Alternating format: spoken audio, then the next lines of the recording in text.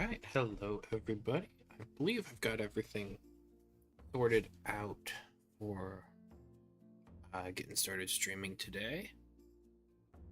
All right, so I was kind of thinking we would hit up some archetypes today, some subclasses for the RPG we've been working on.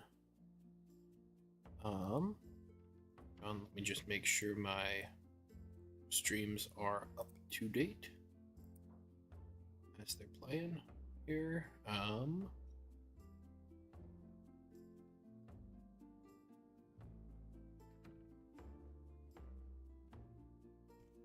Right, indeed, everything does seem to be working out.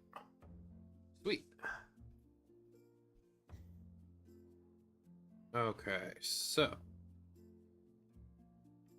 what I am looking at here is I've got some anointed subclasses, I've got some berserker, some pugilist, and some speaker subclasses. Basically immediately ready to go. We could always jump back to working on ancestries. That's going to be a bit more of a research oriented bit. So yeah, no, feel free to chime in on chat with whatever you think we should be doing. I am open to basically anything. All right, so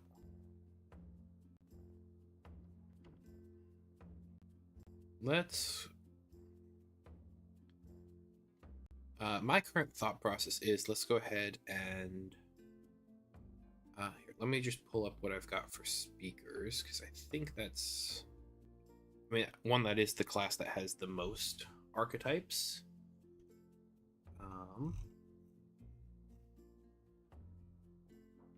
Just due to the fact that you get to choose 2 domains when you take the class. Okay, so we've got channeling conventions, domain resistance. We'll need to work on the mystic conduit feature there. Arcane practitioner. Okay, so we've got. Okay, so we do have, yeah, we've got a good amount of speaker stuff that we can work on.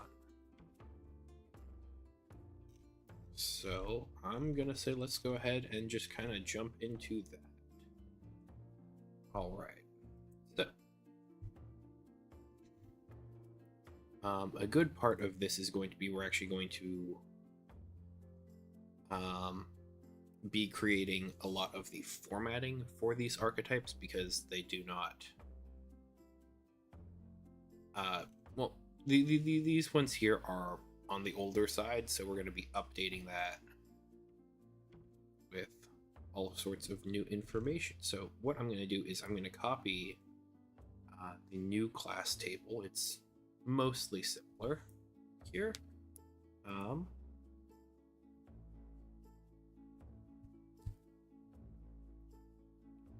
right. We are using heading number 4 for our start.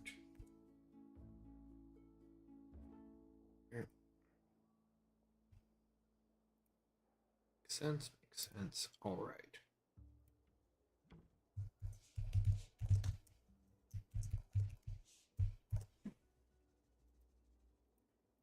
Then we have narrative text and description. I'm going to go ahead and steal the sample blanket text there from the class document. There we go there. That there. All right, so our table here, we're going to change to Arcana, domain, archetype, features. Actually, we don't even need archetype because the domain is the Arcana domain features. We don't need this stuff here from our class.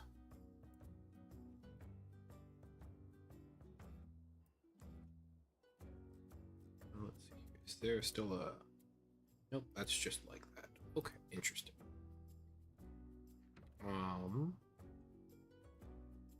Did I steal this from the sorcerer instead of the speaker? Or did I just not update? Second. Okay, so I just haven't updated the actual contents of the table. That's annoying, but we can come across that later. All right. So we don't have any specialty columns here for any additional resources for the Arcana domain. So our first features here that I'm going to copy over is the first level, the things that you get at first level for this domain. That is going to be your channeling conventions and your domain resistance. So the Arcana domain gives you bonuses when you are preparing transmutation spells. When you prepare a number of transmutation spells equal to your spellcraft modifier or higher from your chosen speaker spell list, you gain advantage tier 1. We can get rid of tier 1 just because it's standard advantage on all challenges that use your spellcraft modifier. You cannot prepare divination spells. Excuse me. As an Arcana domain speaker, the following spells are added to your spell list regardless of your chosen spell list. Alright, so we're going to need a table here for that.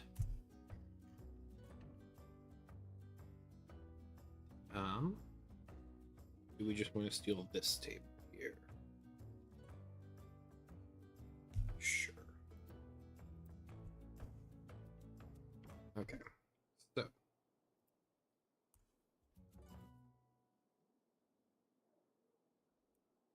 we don't need a table header here. Level and Arcana domain spells.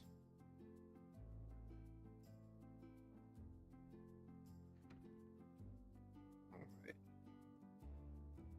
So get rid of text.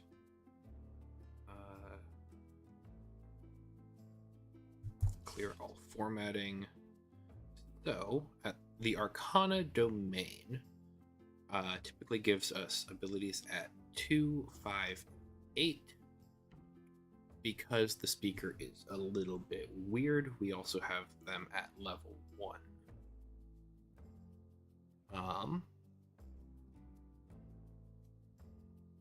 So, do we add on additional spells at level 1, or do we just keep that for level 2?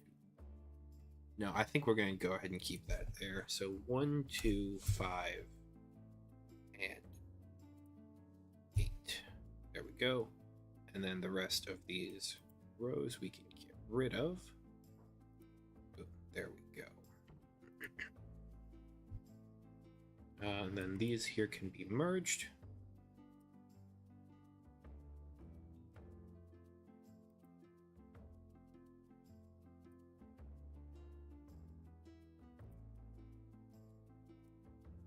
Because this is going to be a very simple table.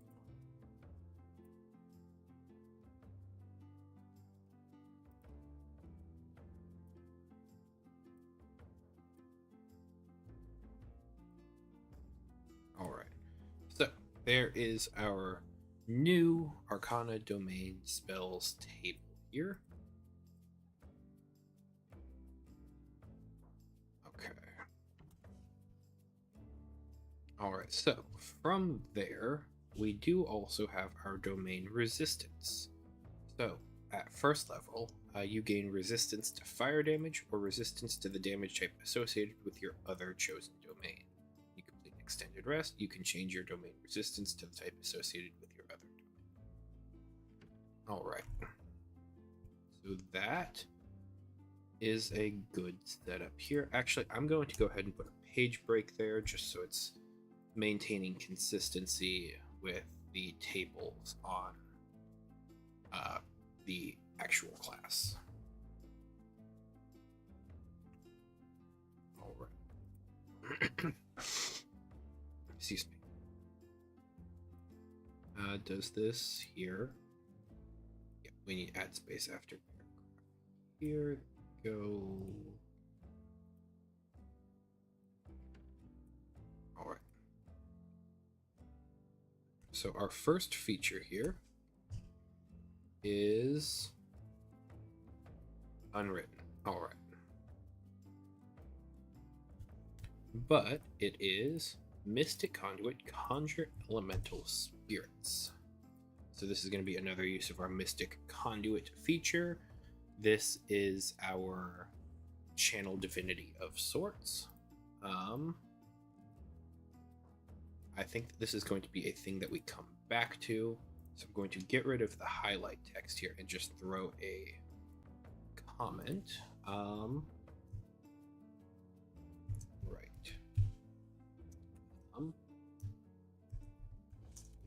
Other conjure spells for the effect. There we go. Alright, so that is the basics for Mystic Conduit Conjure Elemental Spirits. Alright. At 5th level, we gain Arcane Practitioner.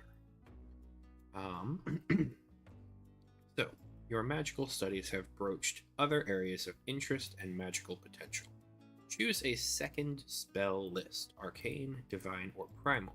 Note the speaker usually only gets Divine or Primal, so this is a way to pick up the entirety of the Arcane spell list, from which you derive additional magical potential. When you prepare speaker spells, you can choose from either list. So this is the Arcana domain's kind of whole bread and butter. You are a speaker, so you're not getting spell slots like a wizard, but you are going to be gaining access to a wide variety of spells that you can prepare. Think of this kind of as your lore bard in 5e terms. Okay, so similarly, at 5th level, we also gain Elemental Adept. You have honed your ability to invoke elemental magics and primal energies. When you cast a spell that deals cold, fire, poison, or thunder damage, you add your intellect modifier to your damage roll. There's a part of me that wants to say that this should be your spellcraft modifier because it's just that's how the magic works. But this is the Arcana domain, so I do want to distinguish that from, your core class features. So, hang on a second, let me go ahead and jump back to our core class document here. You gain, as a speaker, you gain focus with 2 ability scores of your choice between intellect, wisdom, or charisma. So the Arcana domain theoretically is implying that you have focus with your intellect, which implies that you're going to either have a higher one or have an intellect that grows throughout the campaign. So I think having something like this, focusing on one of the focus ability scores, is going to be generally fine rather than just skewing off of your spellcraft. I want to try and make the classes skew off of your ability attributes and then your subclasses skew off of your ability scores. So that way it's all about specialization.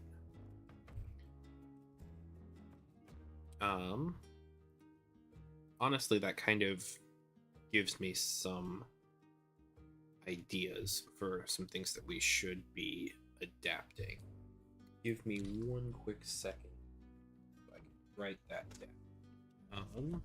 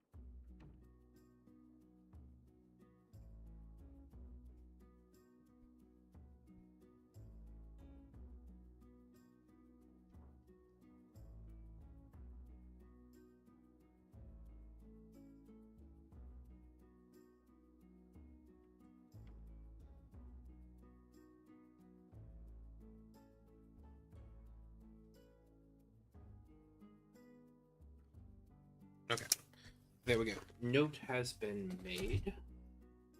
Give me actually just one quick second.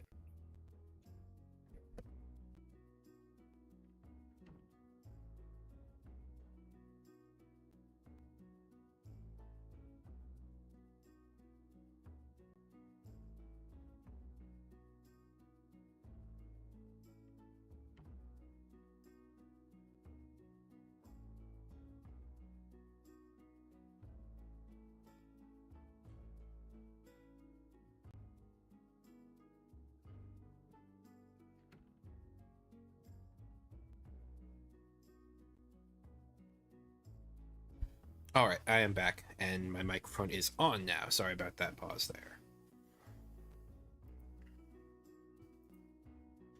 And then our final 8th level Arcana domain, we have Rebuke Arcanum. Okay, so for 1, resistance rolls, less... really not a thing anymore. Because saving throws, we have always hit effects, so...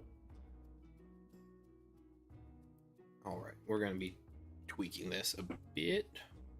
Alright, your understanding of magic and its practices have taught you to latch onto the supernatural forces active in the world around you. When you encounter a supernatural effect, you can recognize some of its arcane composition and grant yourself bonuses to resist its effects. Excellent.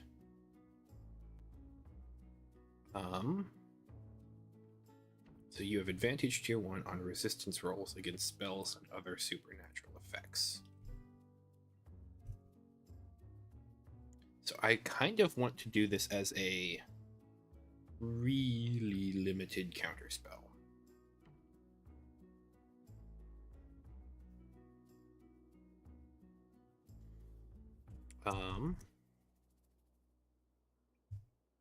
When you are targeted by a spell of... Excuse me. Targeted by a transmutation spell or a spell of the circle associated with your other speaker domain, you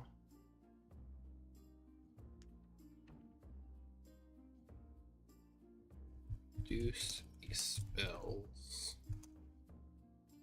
effective tier by 1 to a minimum of 1.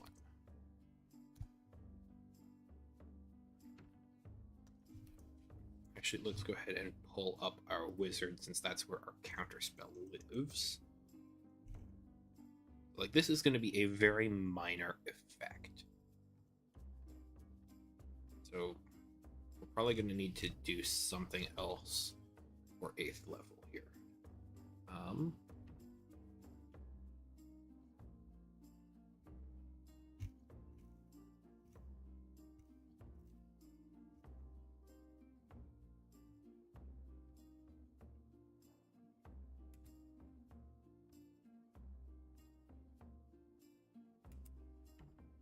If the spell cast by the target is not tiered or cannot be reduced in tier, the spell is unaffected.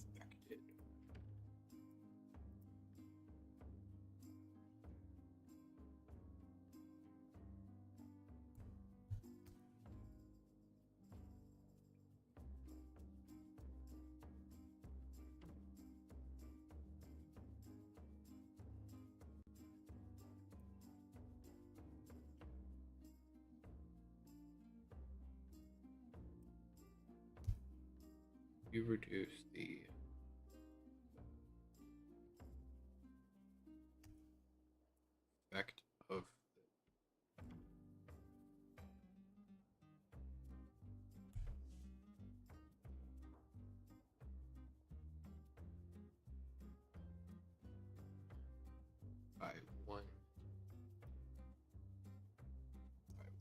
tier to a minimum of 1. If the spell cast by the target is not tiered or cannot be reduced in tier, the spell is unaffected. So that is going to get you a little bit better.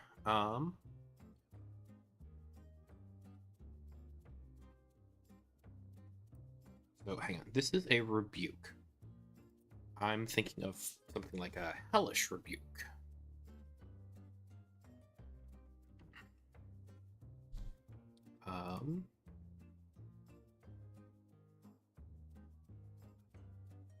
When you cast a spell that does this,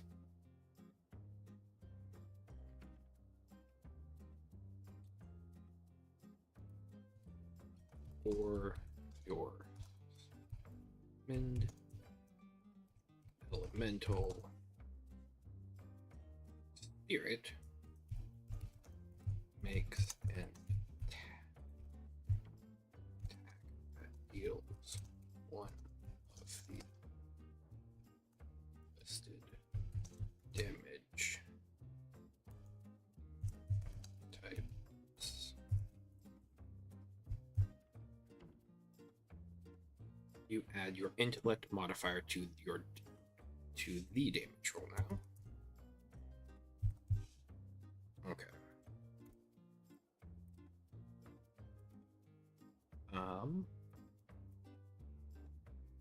So you automatically just kind of reduce the effectiveness of this spell by 1 tier, and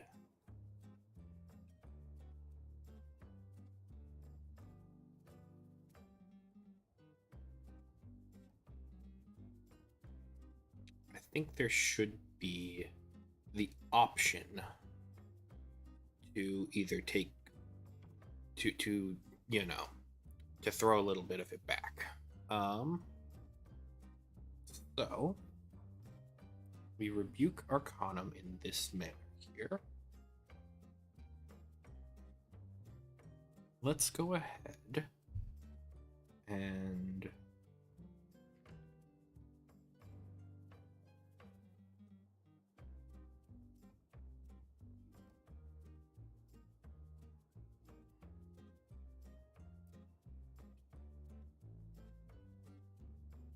is this going to be a spell that we cast?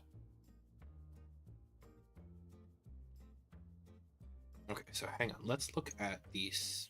No, because this should not be a spell. This should not be a spell because you would have to prepare it. But it could be. We could just say you don't have to prepare it.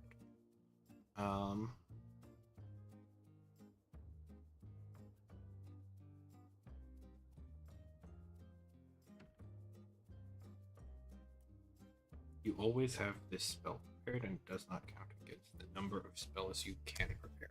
There we go, that's the text.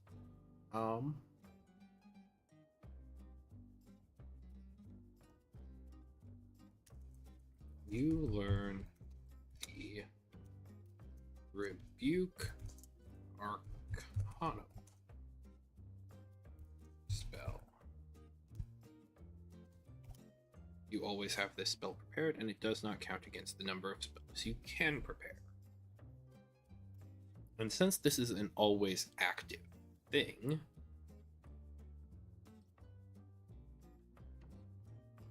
hang on a second. At 8th level here, what is our spellcraft level minimum? 8th level, we have a spellcraft minimum of 2, so that means spells that we cast of 2nd level and lower do not cost us words of power. So we can go ahead and make Rebuke Arcanum a 2nd level spell.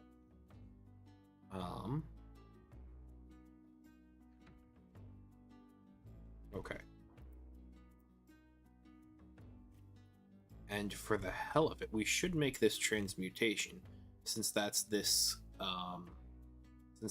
school's big thing. So you prepare this spell, it always counts as prepared, so you have to prepare less transmutation spells to get this. This is a cascade effect, and it is a good thing. Okay, so yes, this makes this a little bit easier to do because you always have a transmutation spell prepared. Hell yeah. Hmm.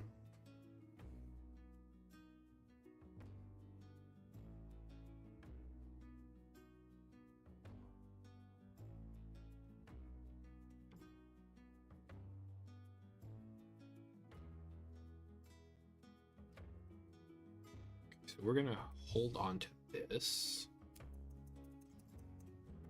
All right, so I'm gonna go ahead and counter and bring over counter spell.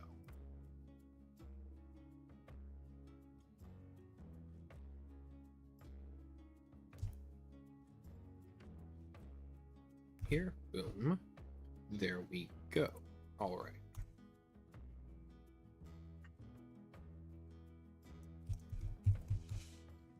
Speaker. Circle is going to be transmutation.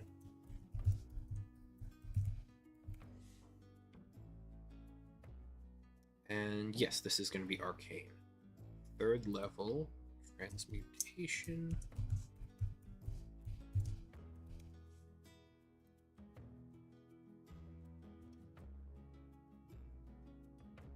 There we go. Okay.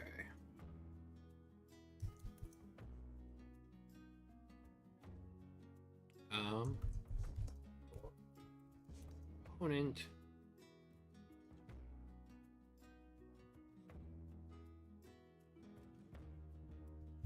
Casts a spell. No.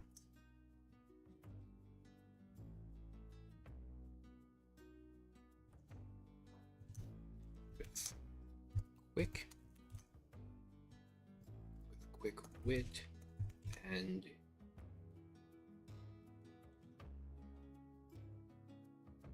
extensive study. With quick wit and no.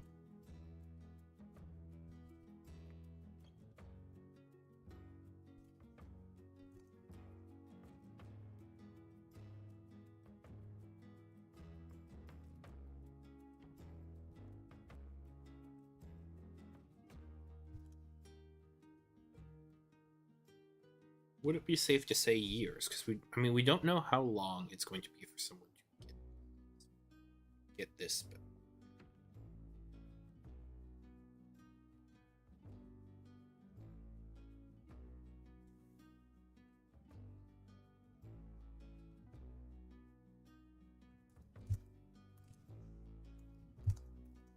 Years of extensive study in the arcane. You recognize and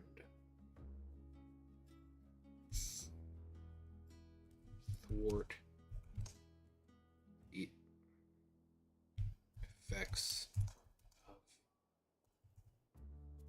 an opponent's spell.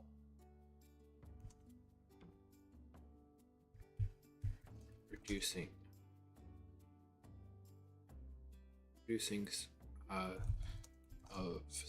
some of it to primordial elemental fire.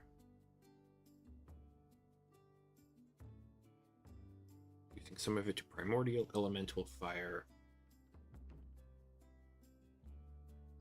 That, no, we can leave it there. Okay, so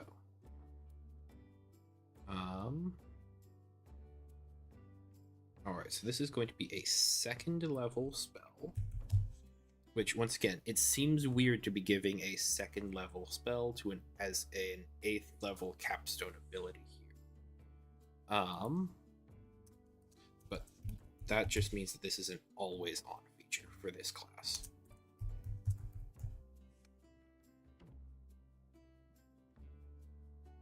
Okay.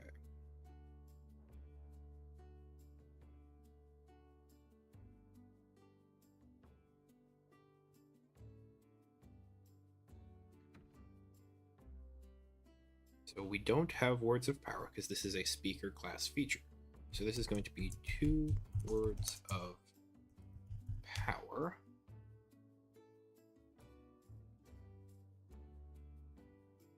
It is a reaction spell.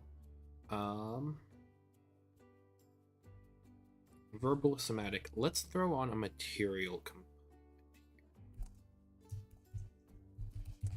Like this is we're going full wizard here. Verbal somatic material. What would be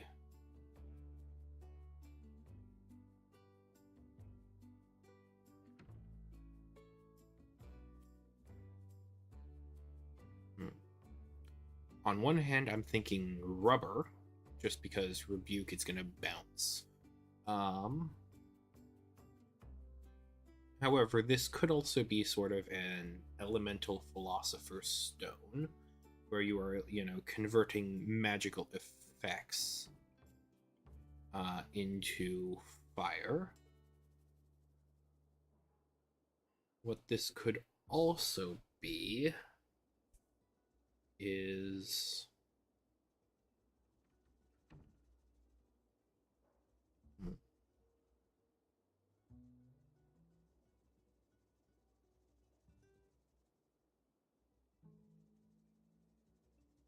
material, an open flame near you.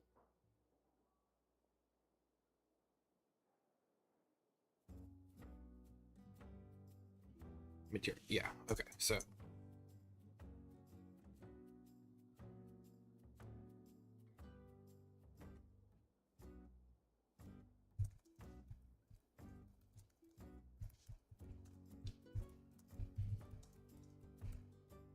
open flame within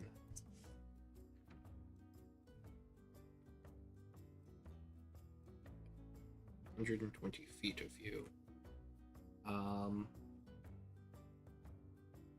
And I do like the idea that this is also going to have like some spider silk because you are affecting the arcane weave.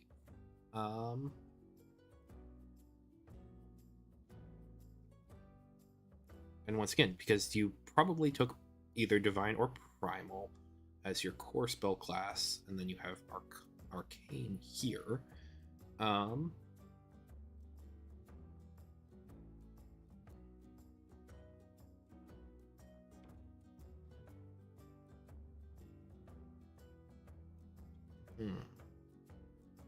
A weave of spider silk.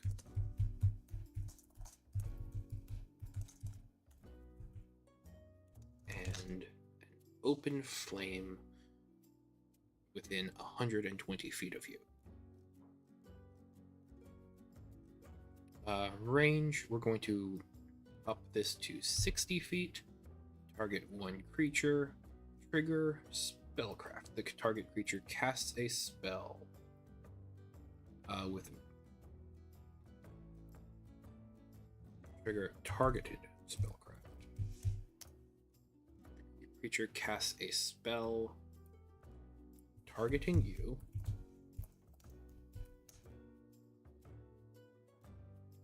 No, targeting you or a creature within 5 feet of you. There we go. Once again, we're just kind of expanding this. So the target creature casts a spell targeting you, your elemental spirit, or a creature within 5 feet of you. Cast a spell with verbal, somatic, or material components.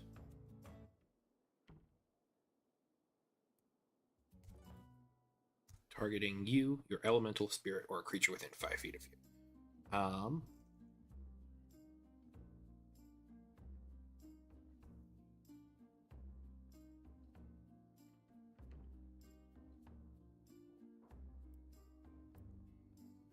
Okay. So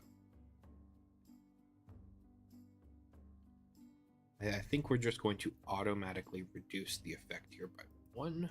So we're actually going to buff it a little bit from where it is.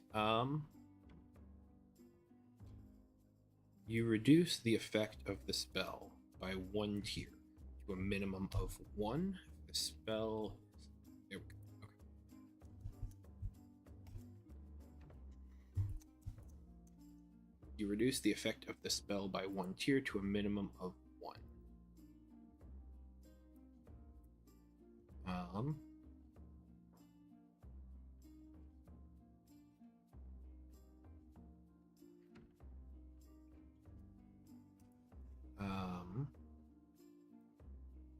Minimum.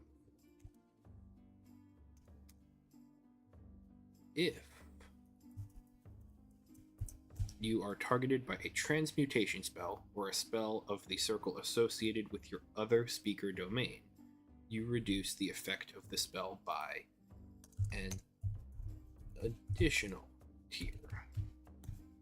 If the spell cast by the target is not tiered or cannot be reduced in tier, the spell is unaffected. All right.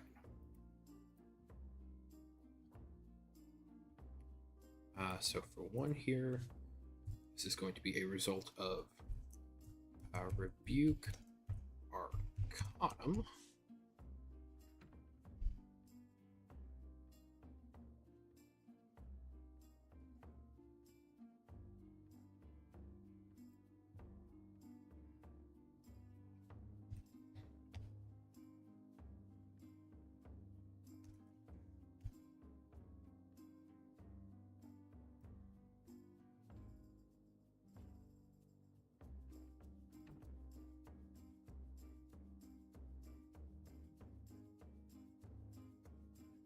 If the spell cast by the target is not tiered or cannot be reduced in tier, the spell is unaffected.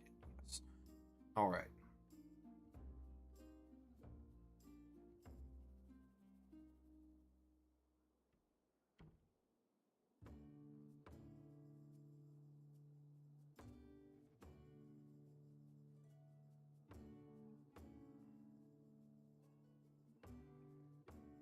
Okay, so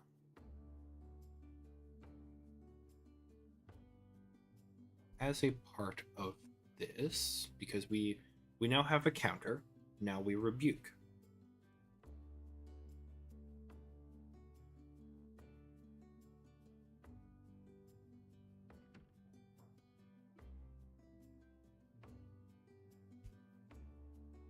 Affected. If the spell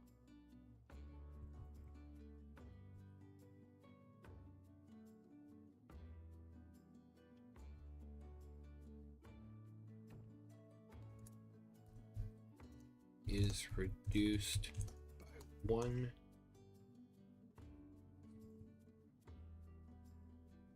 if the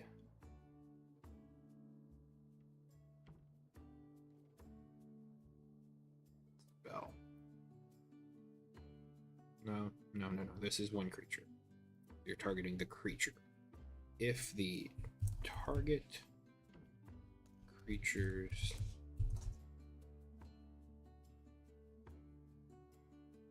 spell is reduced by 1 tier or more, you can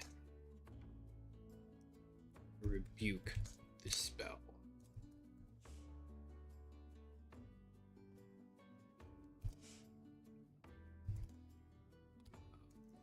Roll a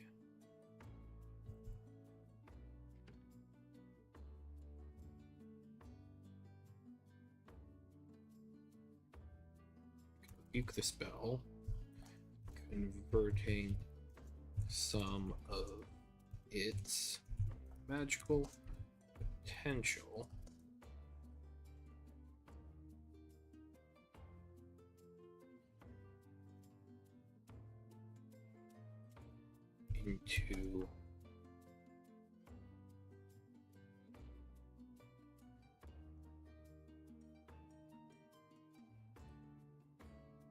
into arcane fire.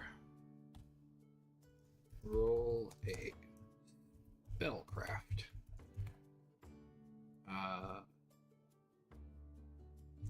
Ability.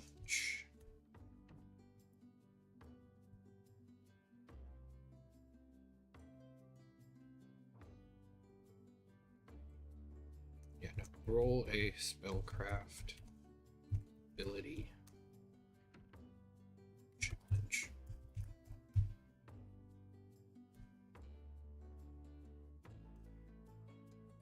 On the Buke Arcana table.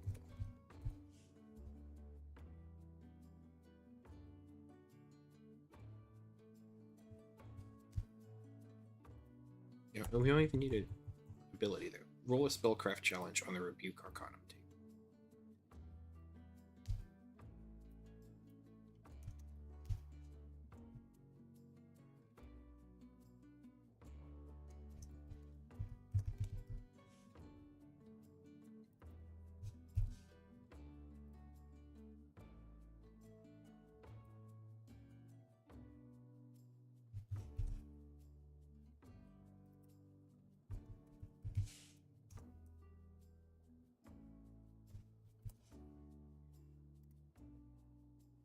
All right. Dice roll. There we go. Result: Rebuke Arcanum. The target creature. So this is effectively going to be a firebolt. It's not going to be much, but it is something. The target creature takes 1d10 fire damage.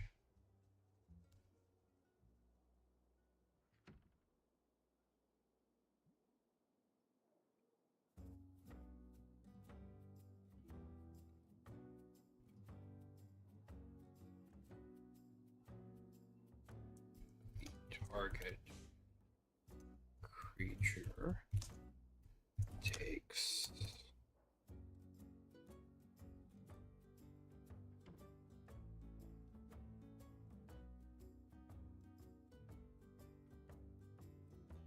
1d10 fire damage, minimum of your speaker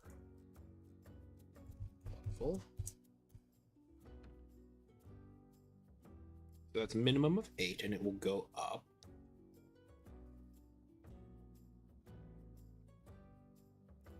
No, minimum of your spellcraft modifier. There we go.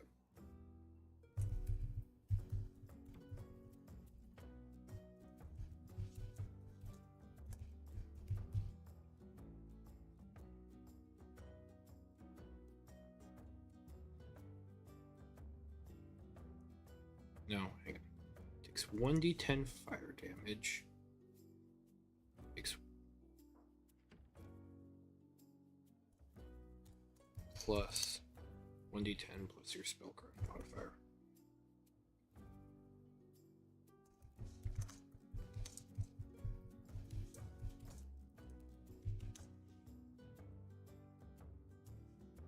All right.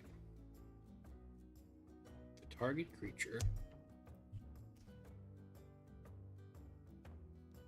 or another creature within 60 feet of you takes 1d10 plus your spellcraft modifier fire damage. There we go.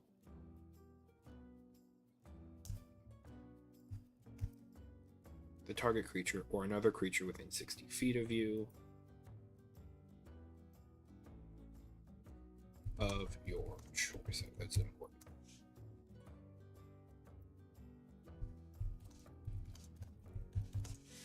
Takes 2d10 plus your spellcraft modifier fire damage. And then we don't have any heightened effects here, so we can just get rid of that. There we go. Rebuke Arcanum. I feel much better about that than I did when I started. So once again, this isn't always on.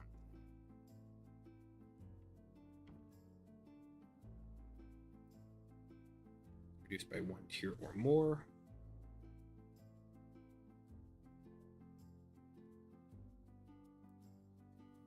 If the spell cast cannot be rebuked in this manner, you can expend 1 word of power to rebuke the spell.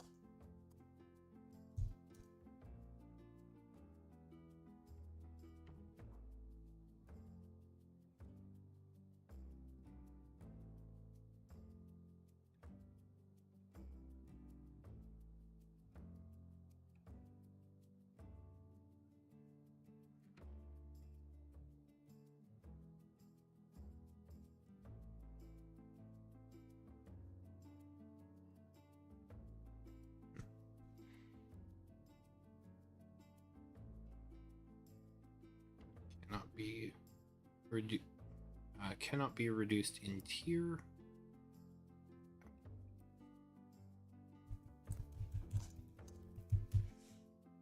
You can expend 1 word of power to rebuke the spell.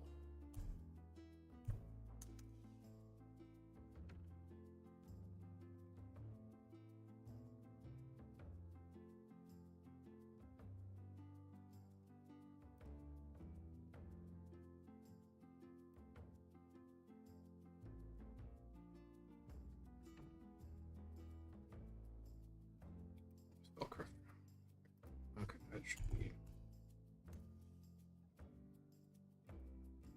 Target creature spell is reduced by 1 tier or more. You can rebuke the spell, converting some of its magical potential into arcane fire. To similarly rebuke the spell. There we go. All right, there we go.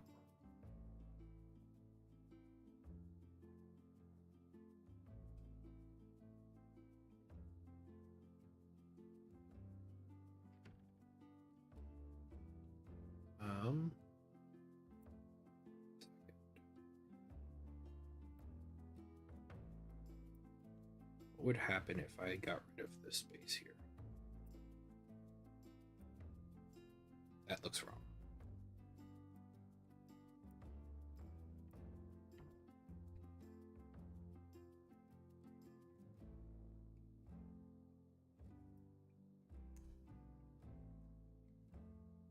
Yeah.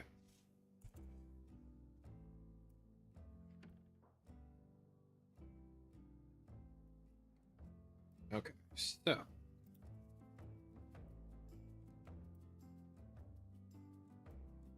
this is limited a little bit by your materials here, but usually you're going to have an open flame somewhere near you. Then a weave of spider silk that can be countered with a component pouch. Ooh, shit, this needs a component pouch. Because spellcraft focus isn't a thing for the speaker.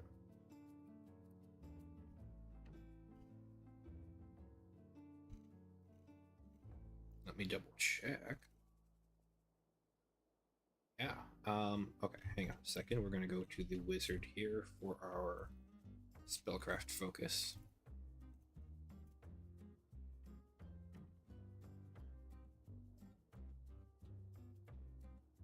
Nope, that's wild magic.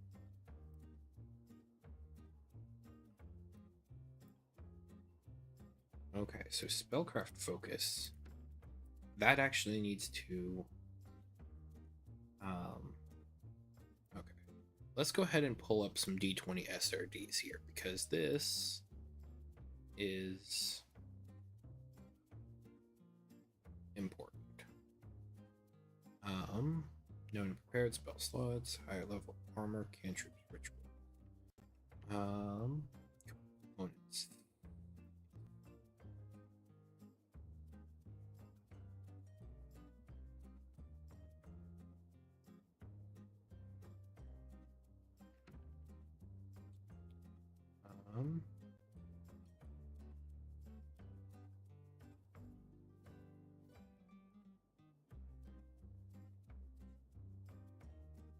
Okay, so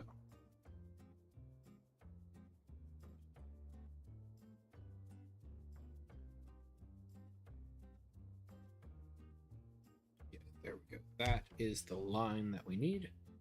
Let's go ahead and roll back to the wizard here. Arcane Focus as a spellcaster.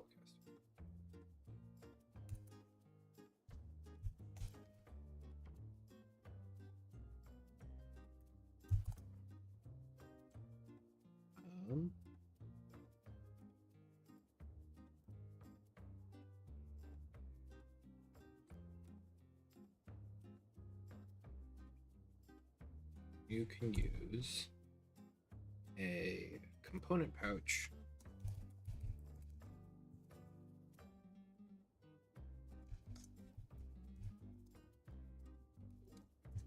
Arcane Focus as a spellcraft spell.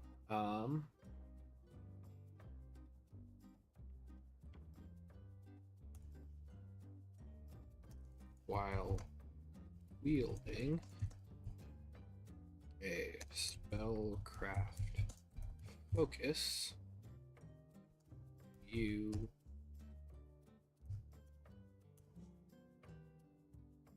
component pouch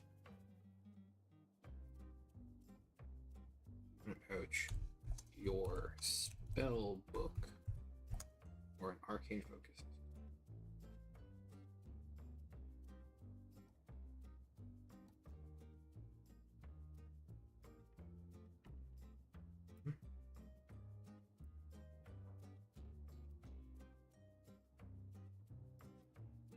Really can use the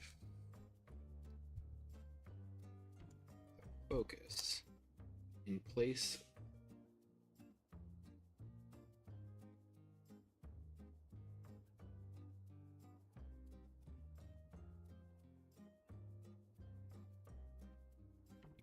use the nature of focus and your familiarity with it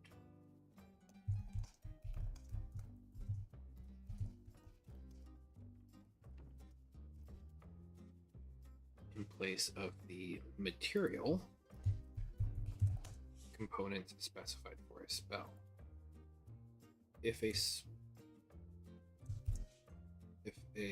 material cost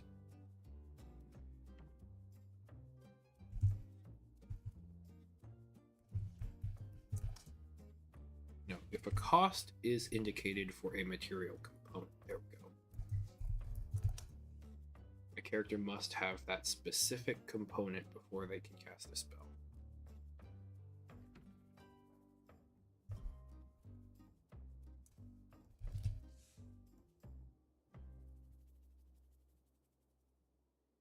Okay.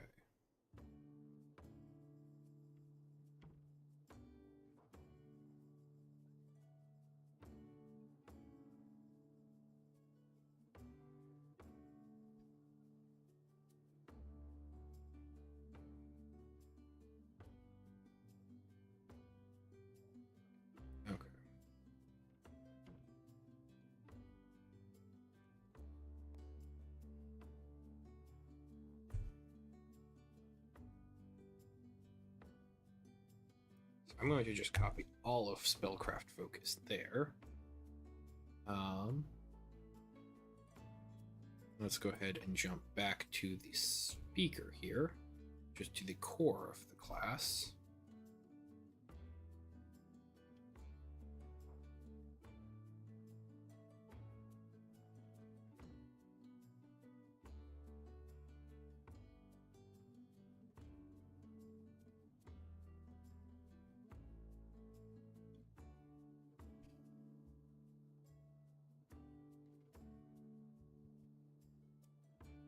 Okay, hang on. Let's change some things here.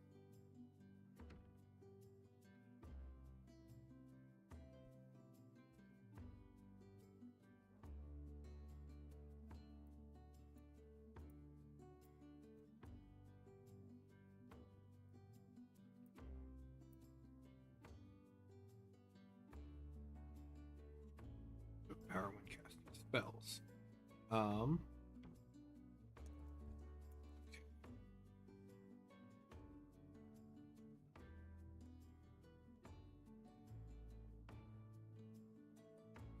words of power equal to the spells.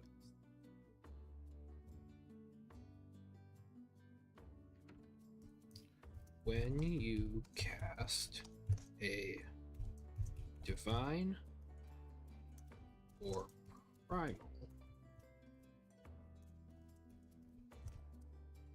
spell using words power, using your words of power,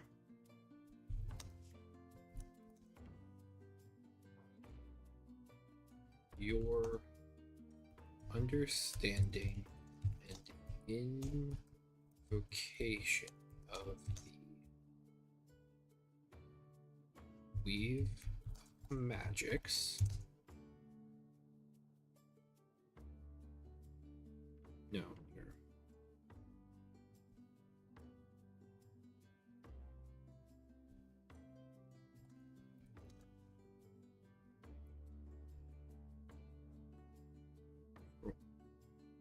Your command of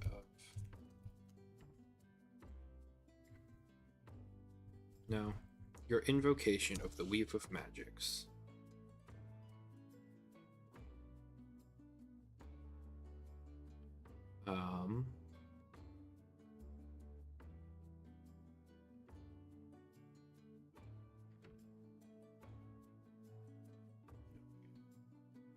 Your words of power, your invocation. Negate. No. Okay. When wielding a spellcraft focus, you can use the nature of the focus and your familiarity with it in place of material components. In place of the material components.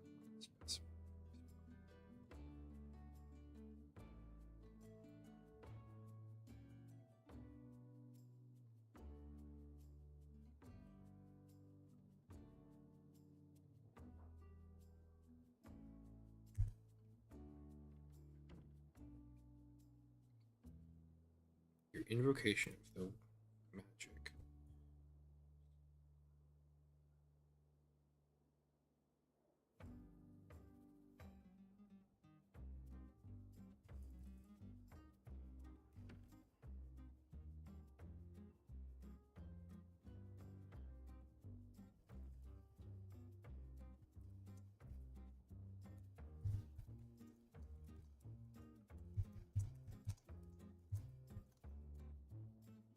Does not require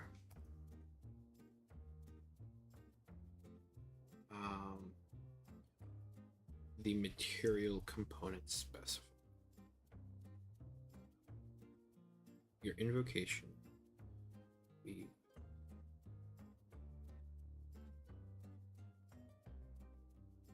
If a cost is indicated for a material component, the character must have. You must have that specific component before you can.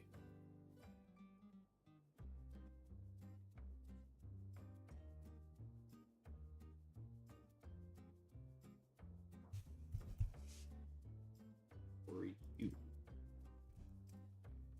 can cast the spell.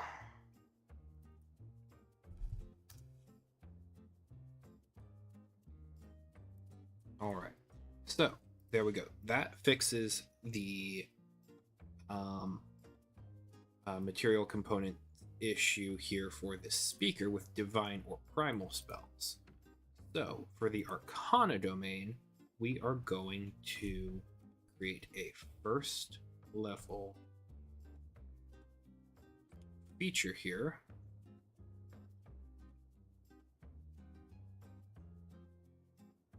Called Spellcraft Focus.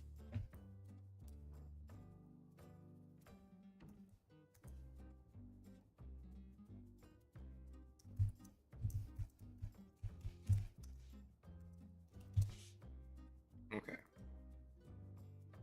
So, you can use a component pouch We're just going to go ahead and copy this text here. Use a component pouch. You do not have a spell book. An arcane focus.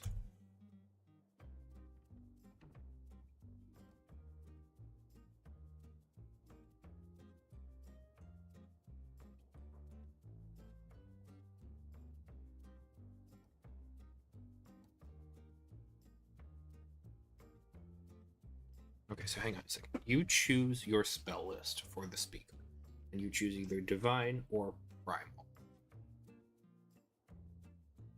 So,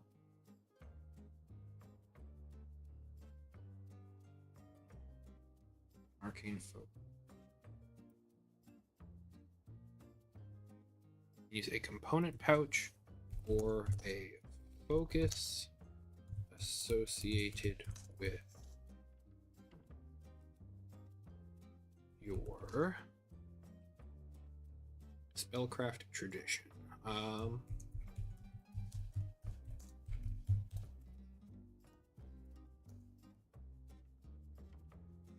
As a spellcasting.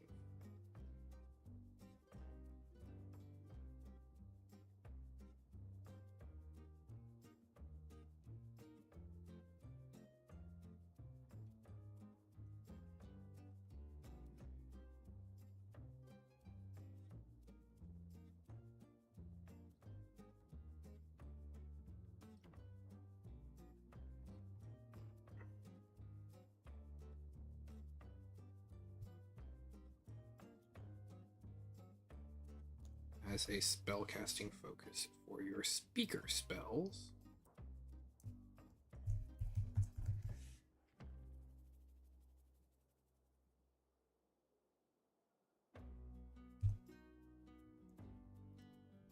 If you... Okay, so... If you draw... If you... No. Because we don't really have a lot in the way.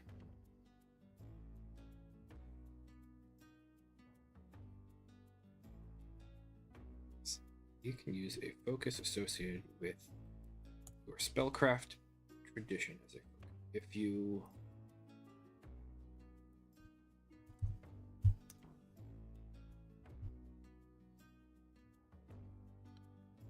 you are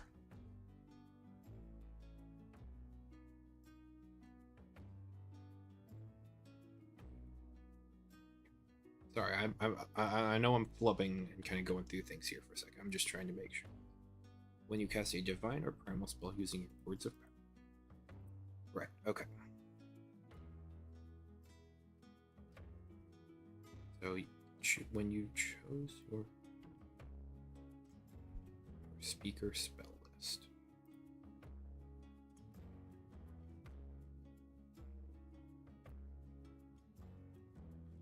if your speaker spell list is divine, you can use a divine spell focus to cast your spells.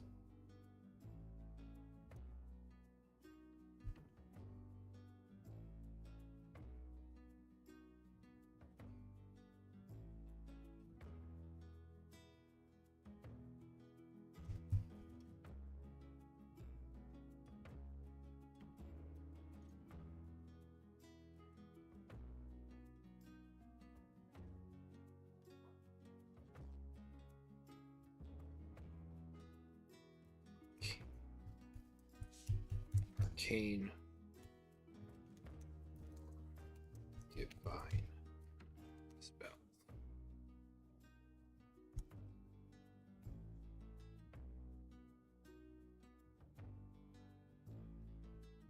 If your speaker spell list is primal, we don't need this. Cast your speaker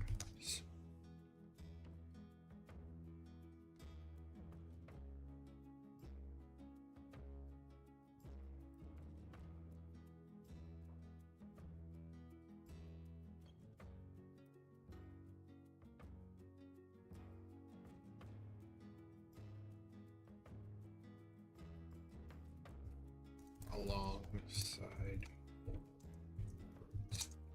power to cast your speaker spells. If your speaker spell list is primal, use a component pouch.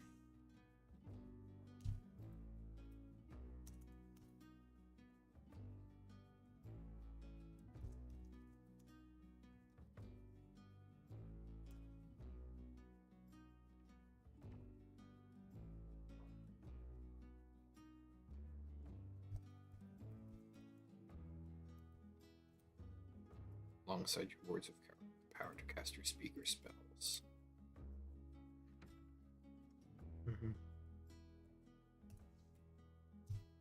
Your words of power.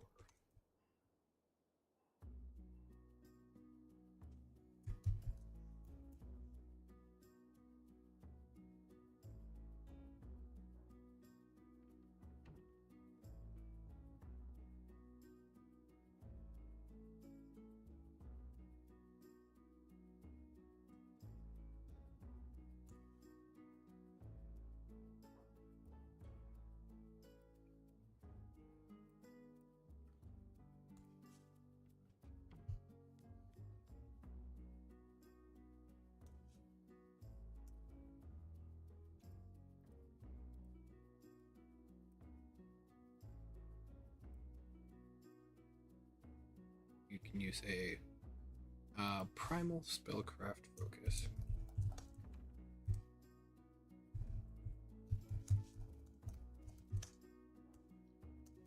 A component pouch.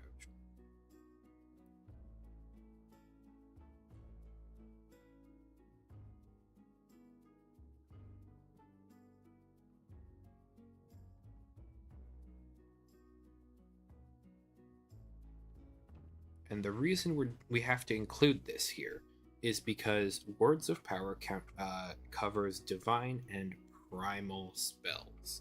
It does not cover arcane.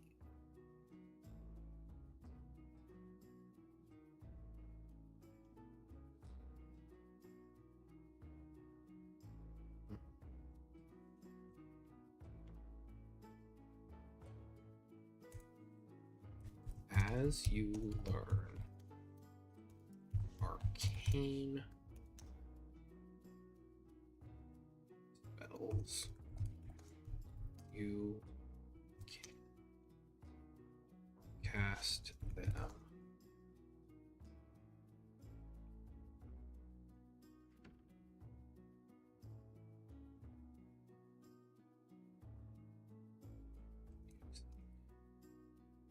these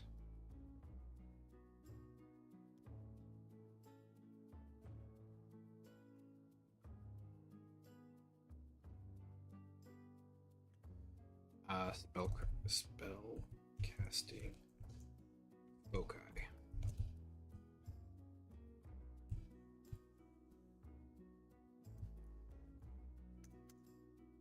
There we go. Okay.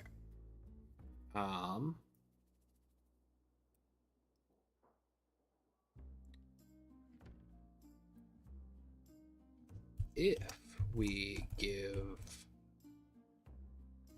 arcane spells to other speaker domains, we need to include the text that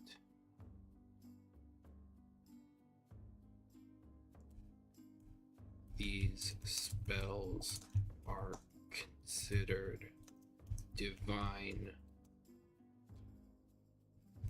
or primal spells for the speaker and can be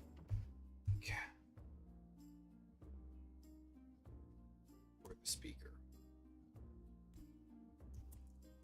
This way they can be cast using the Words of Power spellcraft focus, pseudo spellcraft focus. focus.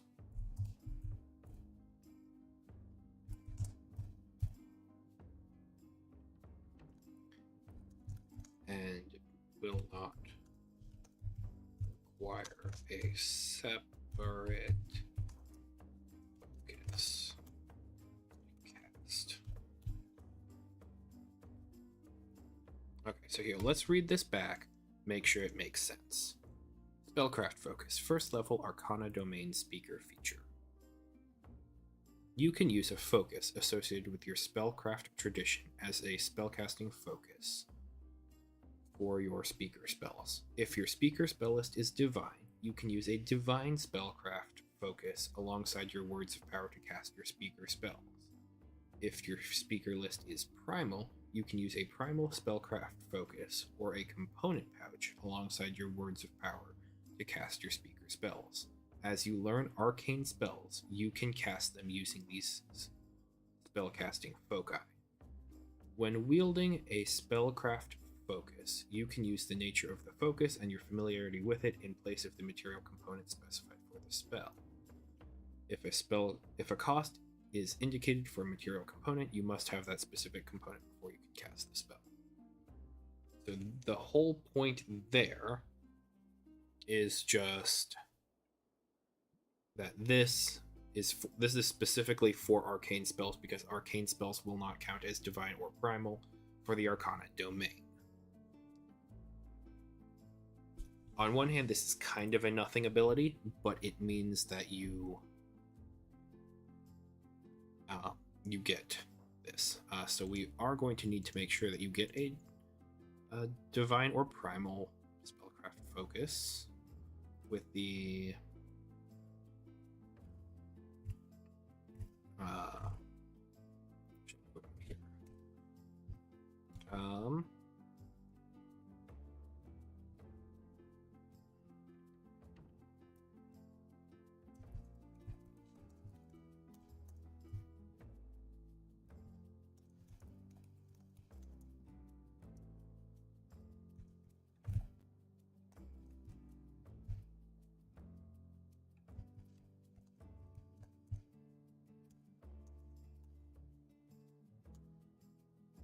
there we go. All right.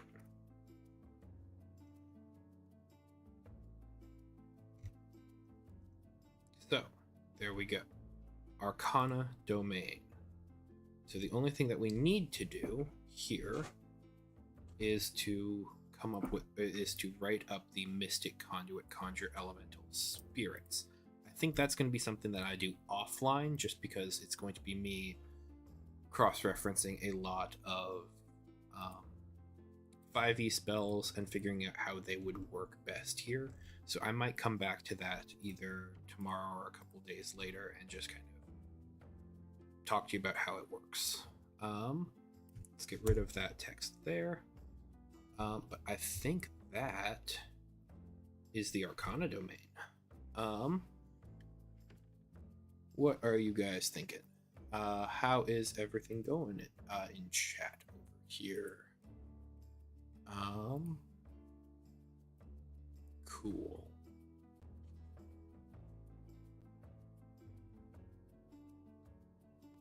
Good to see everything is flowing normally, I suppose.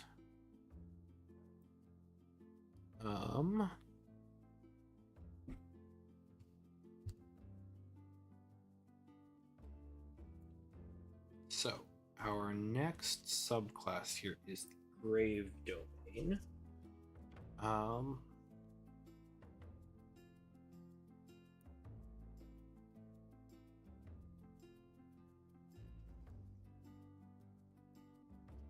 You know what? I think I'm gonna take a quick break. I'm gonna put the stream on pause here. I'm going to throw up the be right back screen, and I will be right back. Let's just take a quick couple minute break here, and I'll see you in a second.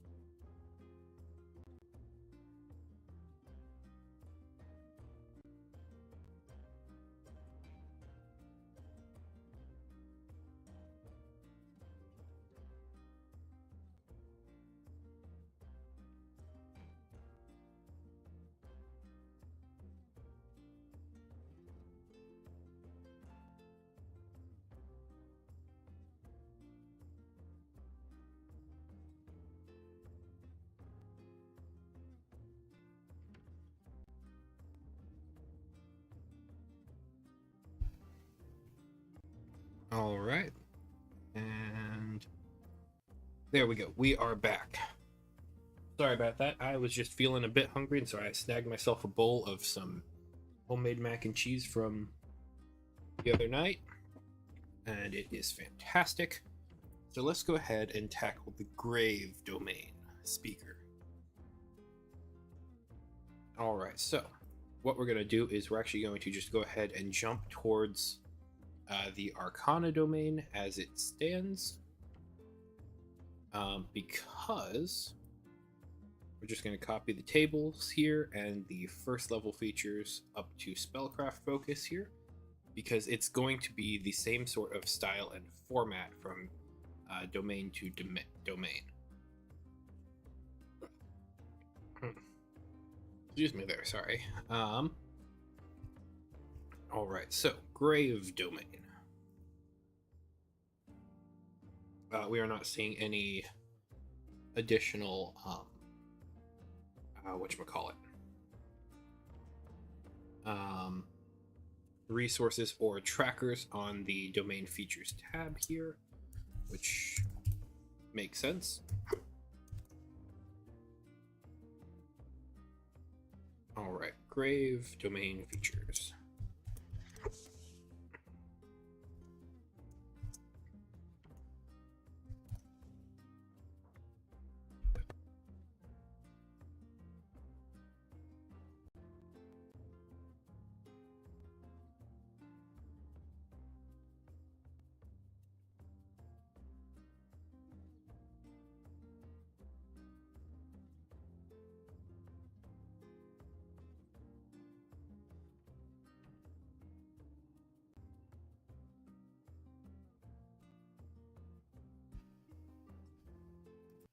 Okay, sorry, I had a bit of the hiccups there, and I'm just trying to counteract that so it's a better listening experience for you guys. All right, so first thing we start off with is our grave domain channeling conventions. This is going to be a first level grave domain speaker feature. Then, as a grave domain speaker, following spell lists are added to your spell list regardless of your chosen spell list.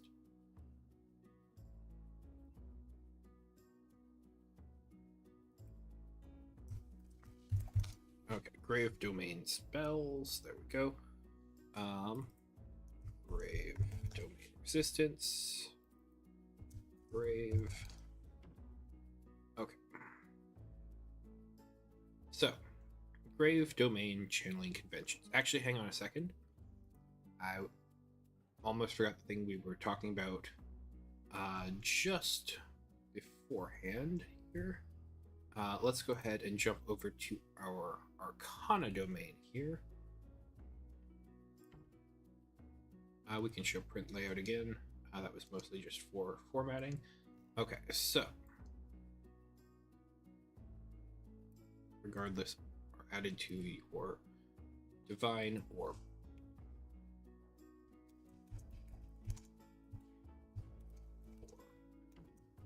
primal spell list.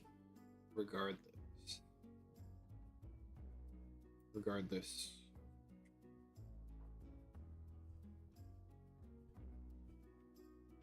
your speaker. Oh,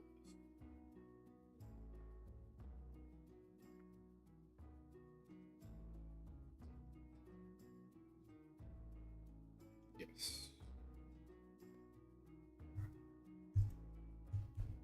Added to your spell list and are considered divine or primal spells.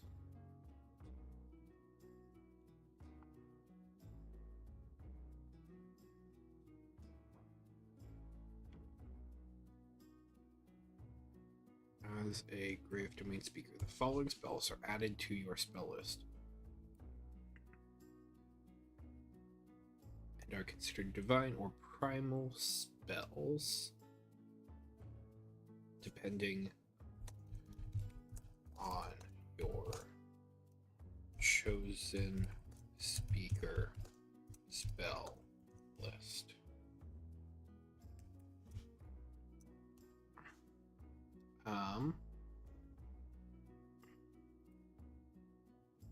As an Arcana domain speaker, the following spells are added to your spell list, regardless of your chosen spell list. So yeah, that is an intentional distinction,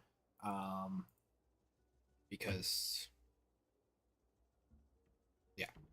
the arcane spells are going to be using the spellcraft focus here, and then the divine or primal would be using your words of power. Whereas with the grave domain here, the arcane spells that might be on here would not be using your words of power, and you don't have a spellcraft focus feature here, so they're going to be considered divine primal spells depending on your chosen speaker spell list. There we go.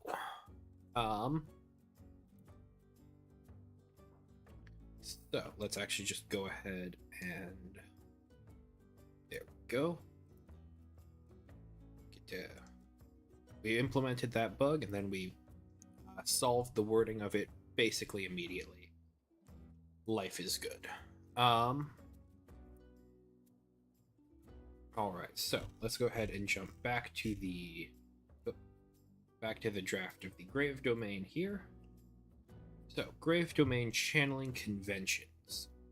When you prepare a number of necromancy spells equal to your spellcraft modifier or higher from your chosen speaker spell list, you gain advantage on all challenges that use your spellcraft modifier. You cannot prepare divination spells. So let's go ahead and change transmutation here to necromancy. You cannot prepare evocation spells. There we go.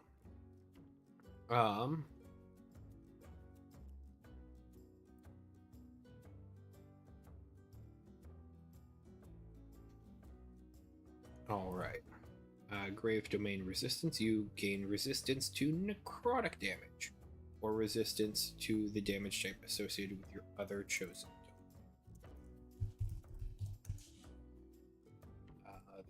Then standard bits there. All right.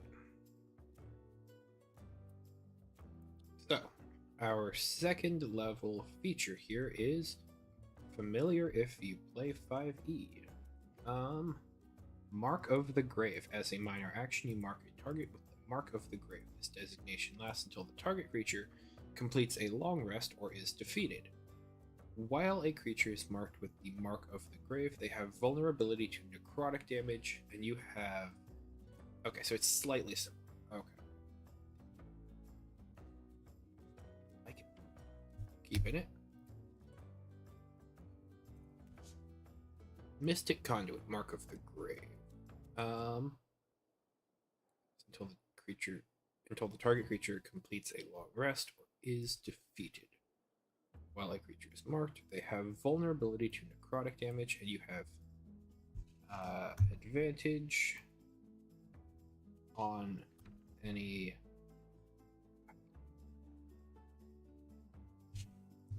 perception, wisdom, or survival wisdom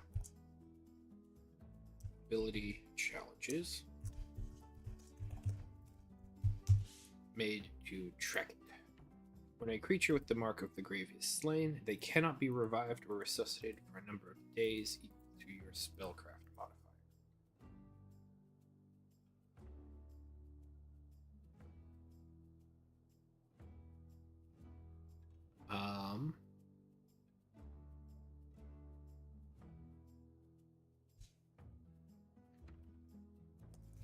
When a creature is slain in this manner, you can expend 1 word of power to increase this time to 1 year.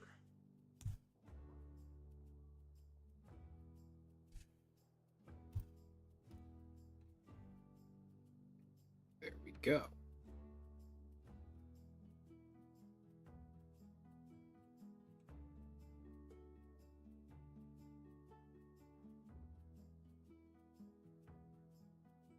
I don't think we even need in this manner. When a creature is slain, you increase.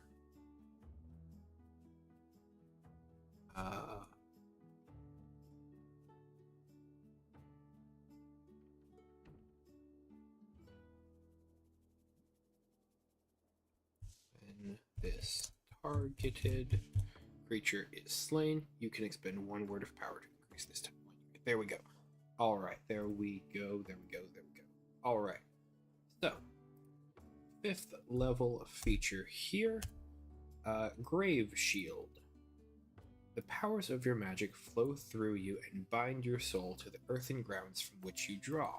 When you cast an abjuration or necromancy spell, you gain temporary hit points equal to the spell's level. Hell yeah. Okay, that's gets to stay as is. Boom, there we go. Pursue the inevitable sacrifice. 8th level Grave Domain speaker feature. Did I have a speaker? Yes. Yes, I did. Okay. You are blessed as a pursuer of the mortal coil to give or return to the earth that which has been marked as its claim. As a minor action, you can teleport up to 30 feet closer to a creature bearing the mark of the grave.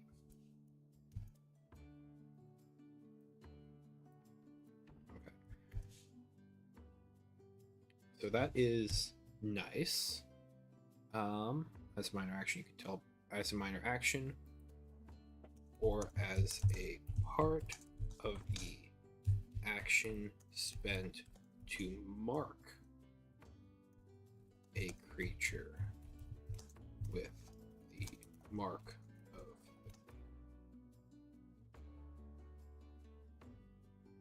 with your mystic conduit.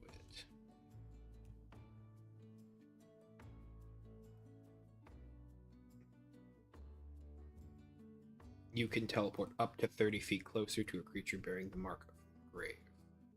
There we go there. I want something more here.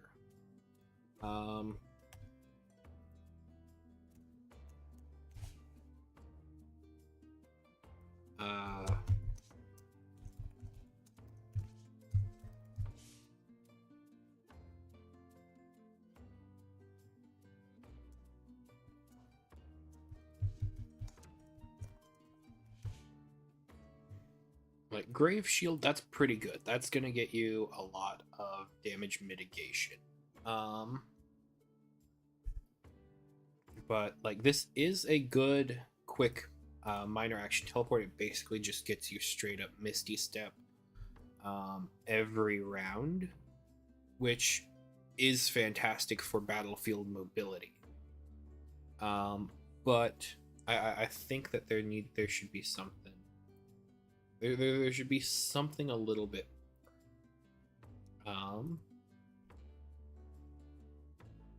because like with the arcana domain here, we have Rebuke Arcanum, which is a full-on like arcane class feature here, and so I feel like Grave Domain deserves something of a similar level. I'm just not sure what that is off the top of my head here.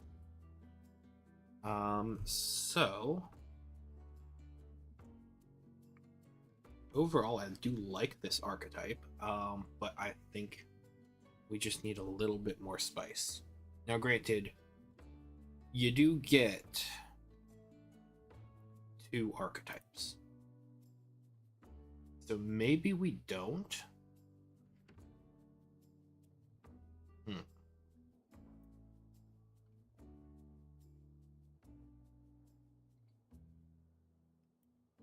Hang on.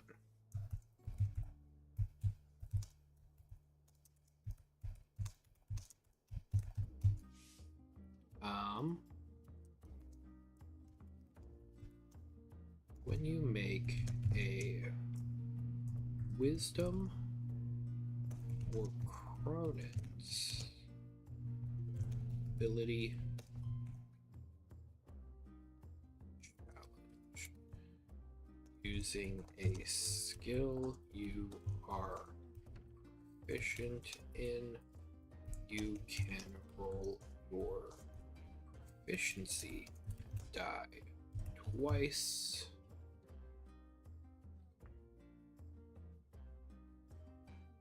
when determining the result of the challenge. There we go. That, yeah. So what I'm reading and kind of coming to understand here with this Grave Domain is the Grave Domain is a synergy subclass. So this is going to pair really well with some of your other options here. So maybe it doesn't need a big finisher, but it's going to pair incredibly well because if you mark someone with Mark of the Grave, now you can just teleport closer to them each time. Knowledge from the Beyond the Graves, here this is a synergistic thing for outside of combat. So you have synergy inside of combat, you have synergy outside of combat. Grave Shield is synergy in that it's damage mitigation, and then Mark of the Grave is, well, for one, it's your conditional mark, but it also grants vulnerability in a combat situation and advantage on checks made to track said creature outside of combat. So I think that this is primarily a synergy subclass. And so then something like the Arcana Domain, which is more of it's almost more of a standalone class here, but it can have a kind of punchier domain capstone here because it's really standing alone. It is not. This one is not as synergistic, and so in order to really bring a character concept to life, you would if you wanted the Arcana Domain, you would pair it with something like the Grave Domain. I would not necessarily recommend it. I feel like these two things kind of fit a little bit of different niches, but I can absolutely understand like a wizard who is like studying the death of the weave or something like that. So that might be an Arcana Grave Domain speaker.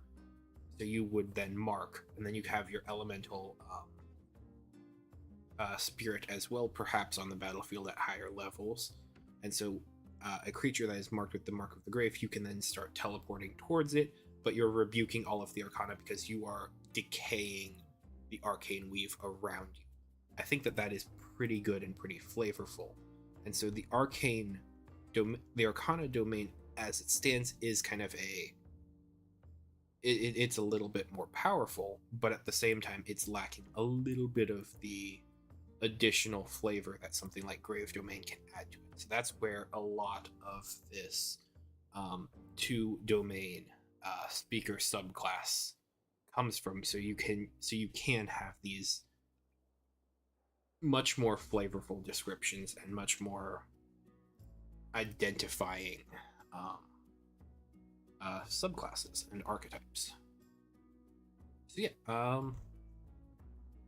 I guess all that to say, just because the Grave Domain is, it might read as a little bit weak, because you get two, it's actually really not.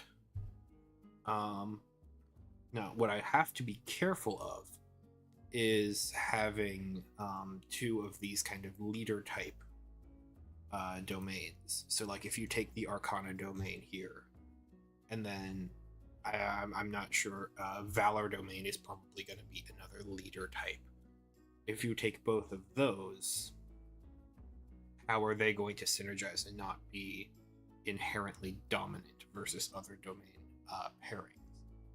That is something we're going to have to come to as we continue going through different features here.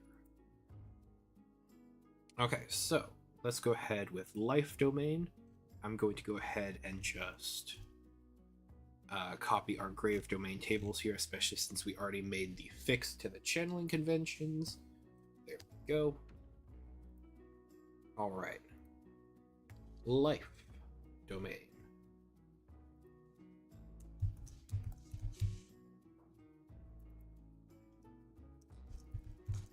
Life domain features.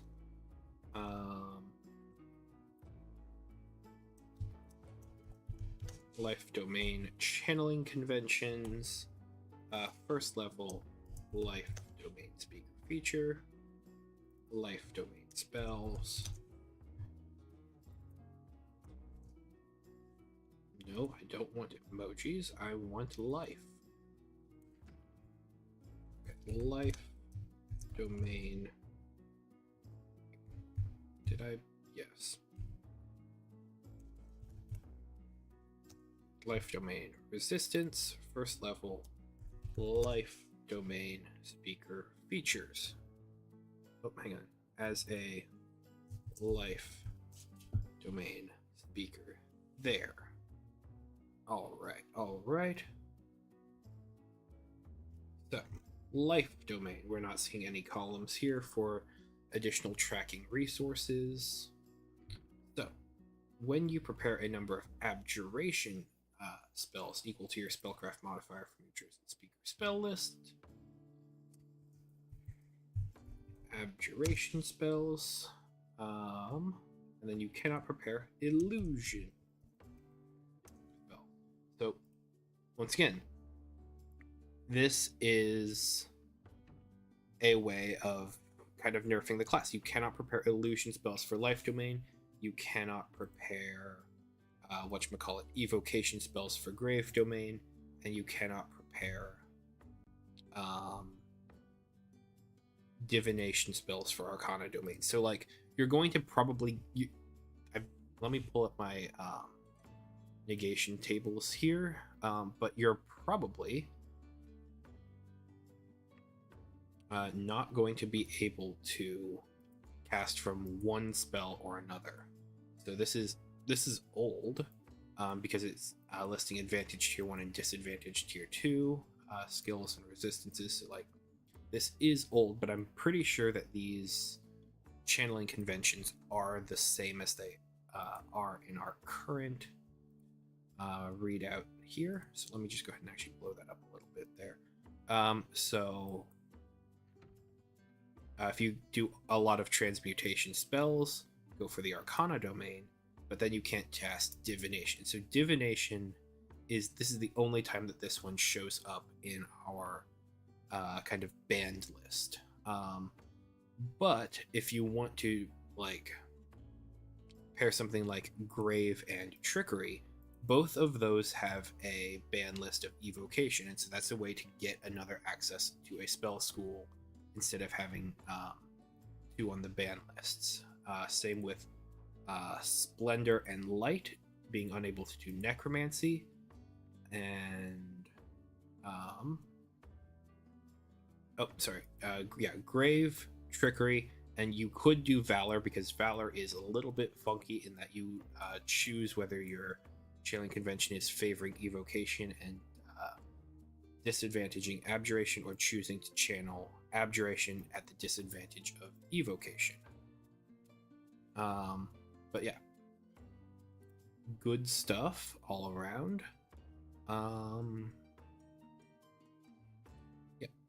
I believe each circle of magic shows up at least once, so like it should be fair. Okay, so let me go ahead and kind of just reset that zoom there, and then we can go ahead and jump back into our core rulebooks. Alright, so life domain stuff. Abjuration and illusions, spells. You gain resistance to cold damage, or resistance to the damage type associated with your other chosen domain. Alright. Mystic Conduit, Mass Healing Word. Alright. Let's go ahead and copy this up here. So now, one of the things that we did do when we were working on the speaker class the other day was we actually just wrote up what Healing Word does, which sounds like the bare minimum because it is. But like, we wrote it up as an action that you can take here. So, Mystic Conduit. At second level, you are able to perform one such effect, Mystic Conduit Healing Word. Healing Word is not a spell that is available on spell lists. It is exclusively available to the speaker here. So, Mystic Conduit Healing Word. As a minor action, you invoke your mystical connection to the Weave of Magic, create a wave of restorative magic. That's gonna bother me. You invoke your mystical connection to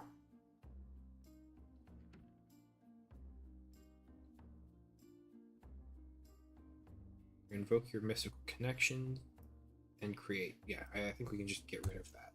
And create a wave of restorative magics. Healing Word, speaker special action. Special action? How about Mystic Conduit?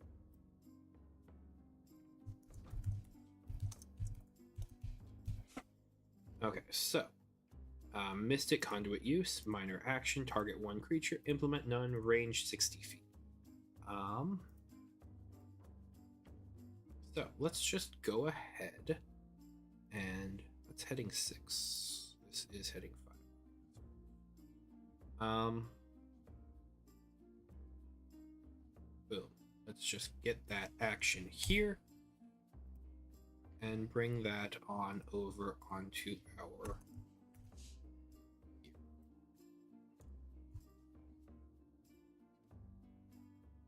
you invoke your mystical connection and create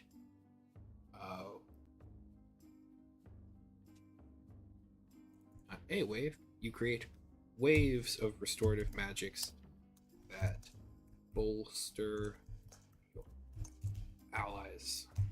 your allies. Mass Healing Word. Speaker Mystic Conduit. This is going to be a life domain speaker Mystic Conduit. There we go. Mystic Conduit minor action. Implement none. Target.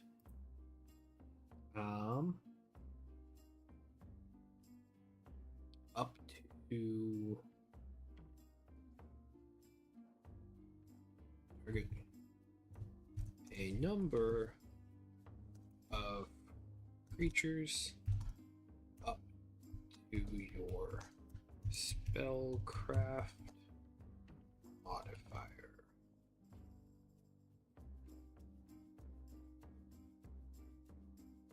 Okay, when you invoke this Mystic Conduit, we're gonna come back to that phrase there.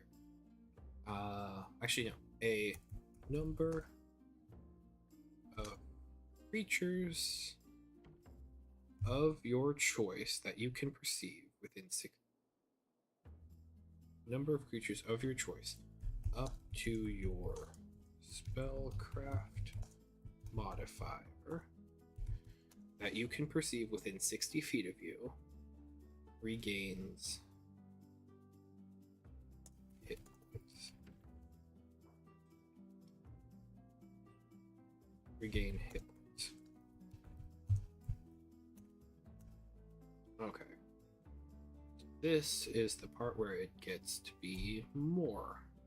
This is why it's mass, because it's targeting multiple people. Add space after. Go. Okay, so you create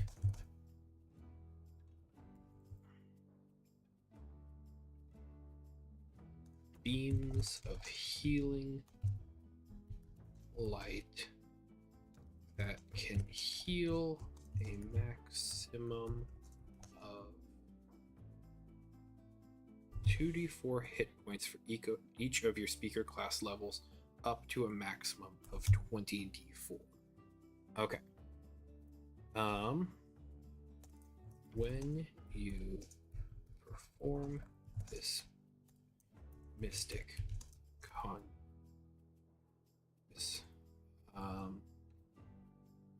special action. You... Okay.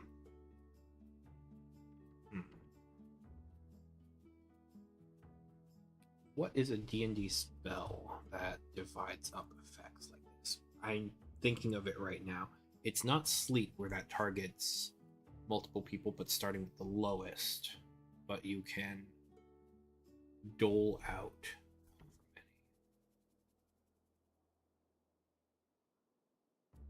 from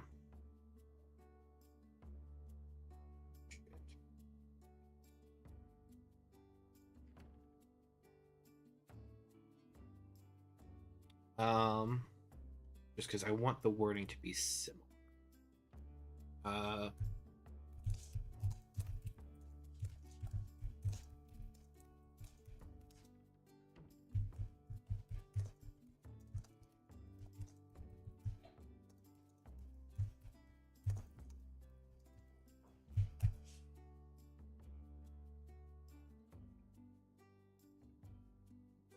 Mass heal.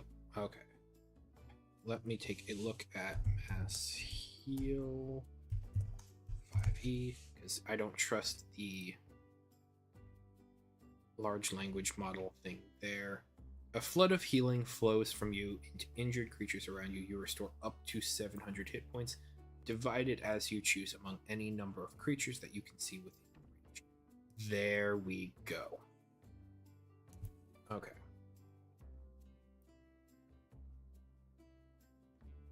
That's the wrong document there. Okay. Up to a maximum of 20d4.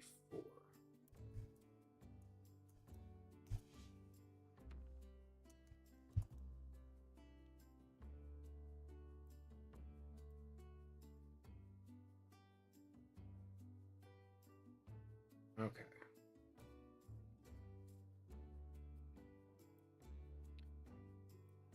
You restore up to...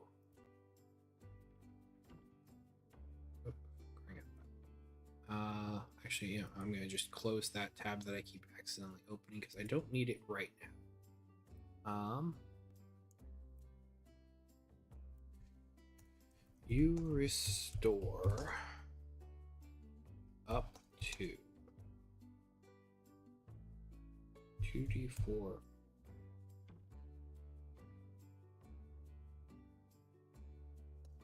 hit points for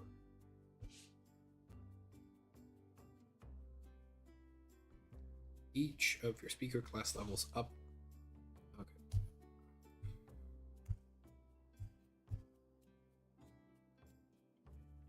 To a maximum of 20d4.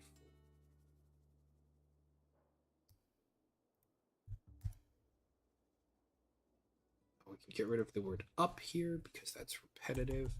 To a maximum of 20d4. These hit points are divided as you choose among any divided as you choose among a number of creatures up to your spellcraft modifier.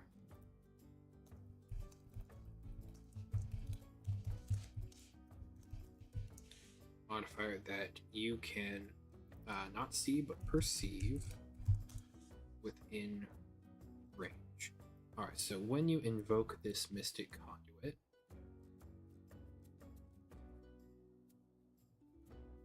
you restore up to 2d4 hit points for each of your speaker class levels to a maximum of 20d4. These hit points are divided as you choose among a number of creatures up to your spellcraft modifier that you can perceive within range. There we go.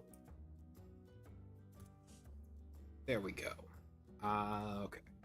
That looked like a bit of messy writing there, but that is the effect total. Okay, so that is Mass Healing Word. So it's going to increase substantially with each of your level ups. So you get 2d4 hit points for each of your speaker class levels. Yeah, so at first level, at second level here, you roll 4d4, and then you can just throw those hit points to creatures around you. At 10th level, that's 20d4, and you can just kind of give away hit points. I like it. Actually, hang on.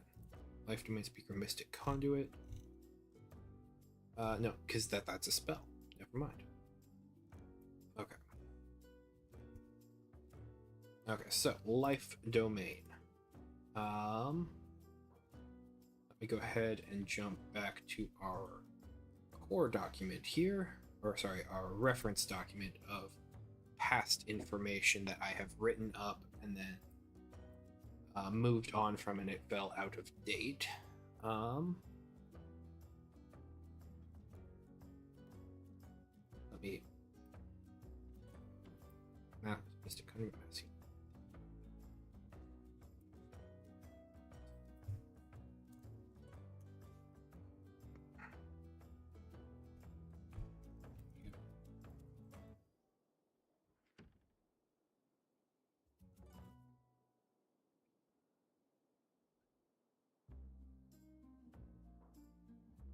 Okay, yeah. Okay, Radiating Recovery at 5th level here. When you ease another creature's burden and cleanse them of their wounds, you are bolstered in turn. When you cast a spell or use your Mystic Conduit feature to heal a creature, there we go, you gain temporary hit points equal to your speaker level or the spell's level, whichever is higher.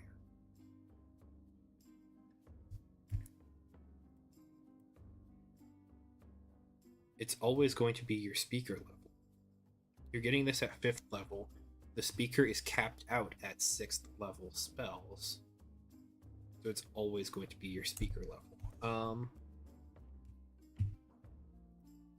We might have some fudging there for 7th level.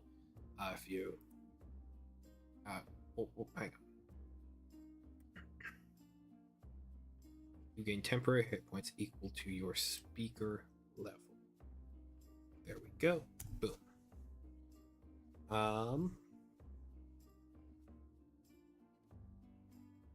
So that is a smaller ability there. It is kind of synergistic.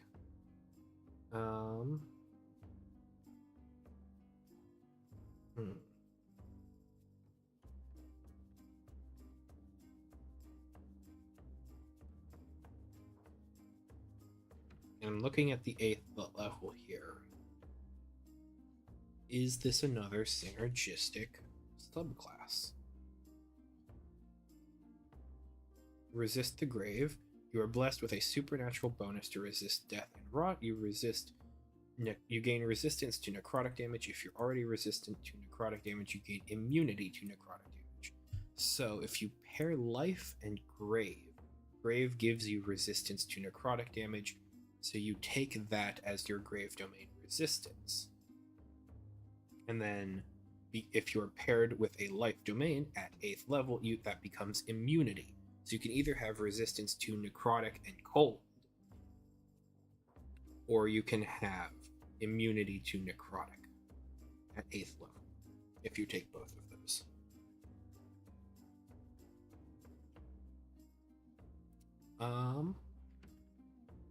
Do like that. That is good synergy.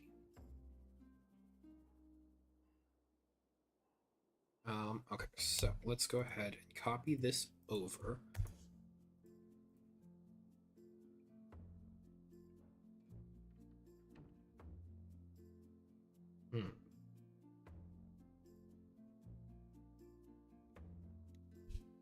There's something else that we can do that is going to maybe make this feel like more. Because on one hand, that is a lot, but it is a passive thing. It's not something that you're actively turning on.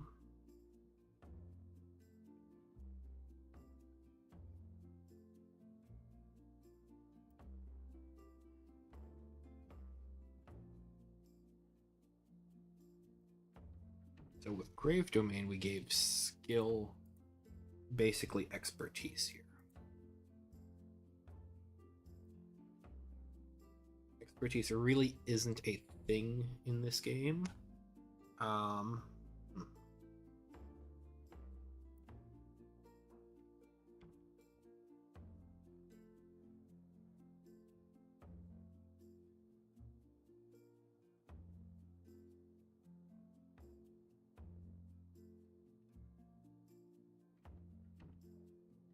Let's take a quick look at our skills, just in case we want to do something with that. So right now we're tabbed over into combat. Balance, infantry equipment. There we are. Skills. There we go.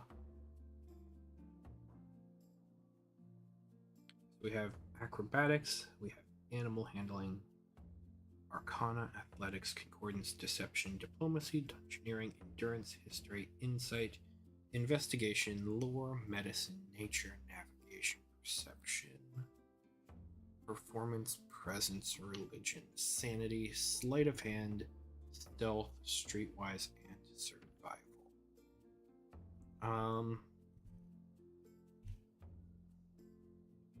It doesn't really make sense to give the life domain here.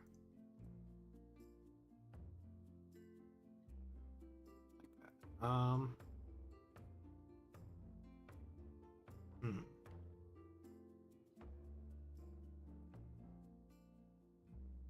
Actually, I've got an idea.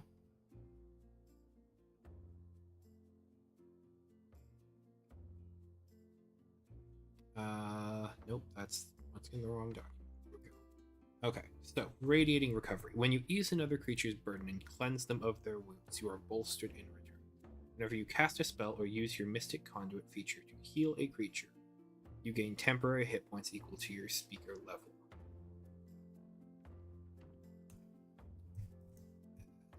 Eighth level, you can instead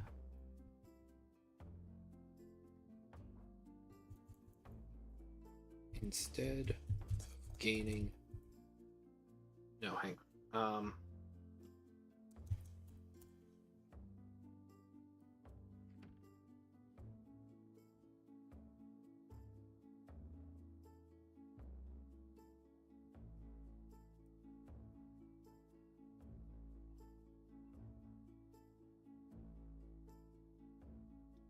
Okay, so this is going to be an 8th level feature, and it's going to queue off of radiating recovery. But it's going to be a once per long rest sort of thing. So I don't want to put that on there because that would imply that this ability can only be done once per long rest when it's an always on. So what I want to do is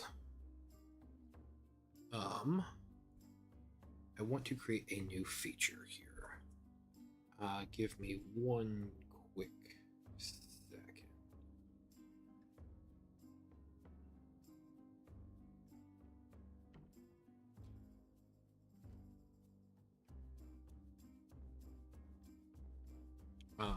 So I want to create a new feature that is going to trigger off of gaining temporary hit.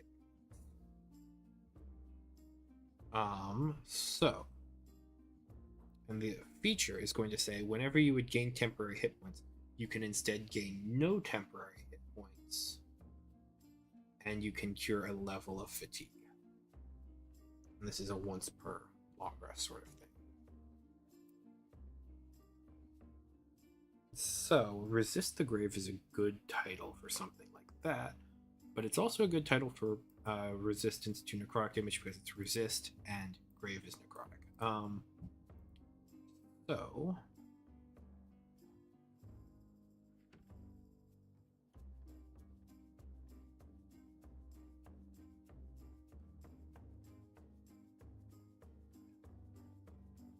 let's go ahead and we're going to copy this.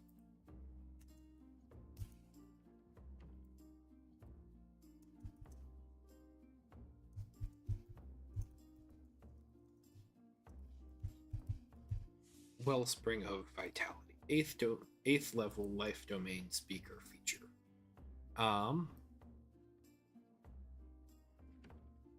When you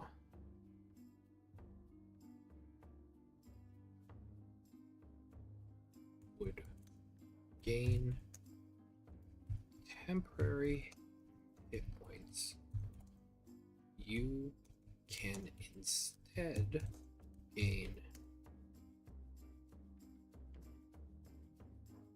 You would normally gain temporary hit points.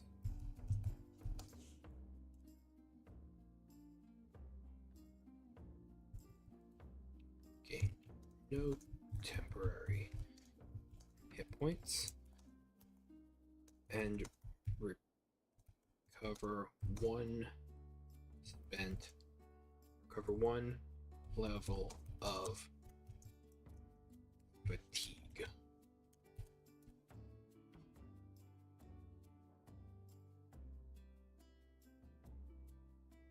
And then, actually, I'm going to go ahead and jump over to the Ranger class here because that has kind of become my standard for once you use this feature, etc., etc.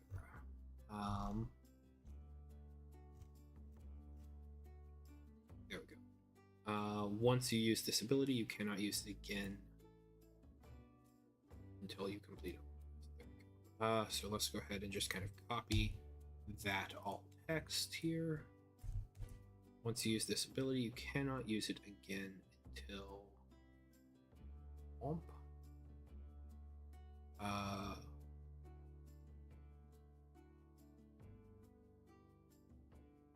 till you complete a long rest.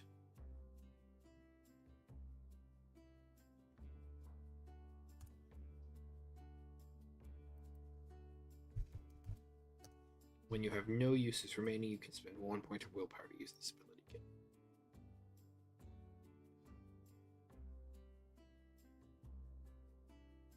Okay, so obviously we can't just say you can spend 1 point of willpower to use this again, because that is going to basically create a self-pogoing feature, where you could spend 1 point of willpower, but if you have already spent all of your willpower, you'd spend 1 level of fatigue to cure 1 level of fatigue. And so you would immediately lose 1 level of fatigue, gain 1 level of fatigue, and it would leave you at a net neutral without temporary hit points. So we can't have that. When you have no uses remaining, you can spend... No, I don't think so. You cannot use it again until you complete a long rest. There we go. Easy. Alright. I think that is just going to be a standard thing.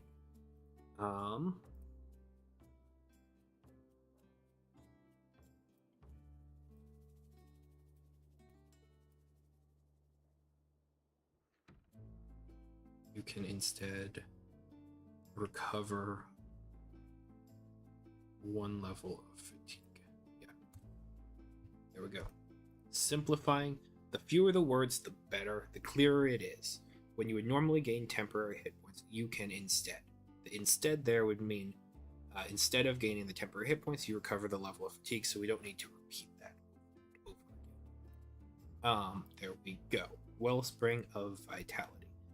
Another synergistic thing, but once again, kind of minor, fits the theme. Alright. Light Domain. We're going to go ahead back to Grave Domain here, since that's going to kind of be where we copy from, I guess.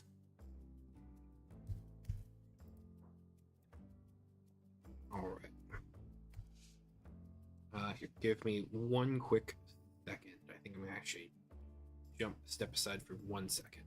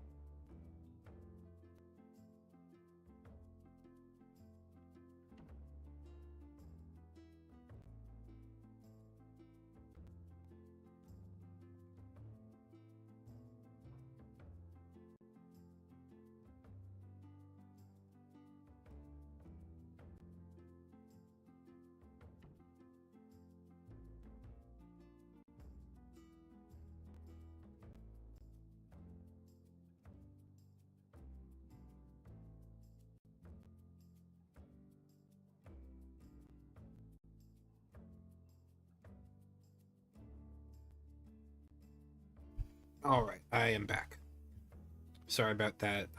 Quick step aside. Let's go on to the light domain here. I didn't grab all of the stuff. I grabbed the features here, but not the table and introductory section.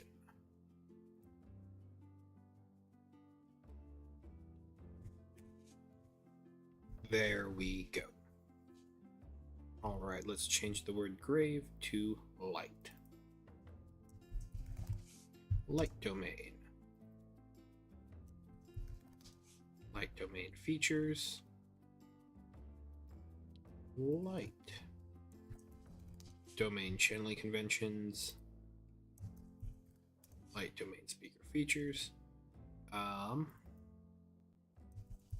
Light domain spells. Light domain resistance. Light domain speaker feature. There we go. As a light domain speaker. There we go. I think that is everything.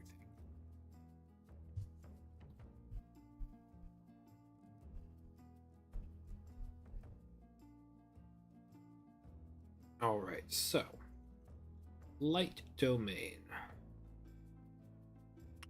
So when you prepare a number of illusion spells equal to your spellcraft modifier or higher from your chosen speaker spell list, you gain advantage on all challenges that use your spellcraft modifier. Hang on a second. Chosen speaker spell lists for the Arcana domain, because you gain access to the you gain access to the arcane practitioner arcane spell list, so you can get that there. Good catch, me, eventually. All right. So, illusion spells. You cannot prepare necromancy spells. Brass. So something like the light domain and the grave domain would not necessarily synergize well together, because life domain means you cannot prepare necromancy spells. Grave domain means when you prepare enough number of necromancy spells equal to your spellcraft modifier, you gain advantage. So you can't get that feature, but you still could do that, I guess, if you did illusion spells. So it's kind of going to depend on the theming of your character. I guess I could see a light and grave domain speaker, but I figure it would be an uncommon choice just due to these channeling conventions. Okay, light domain resistance. You gain resistance to radiant damage.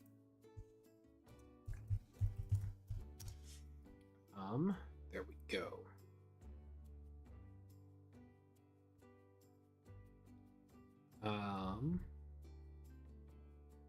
Alright, so we have not written up the Mystic Conduit here, but at least we gave ourselves some insight as to what that would be.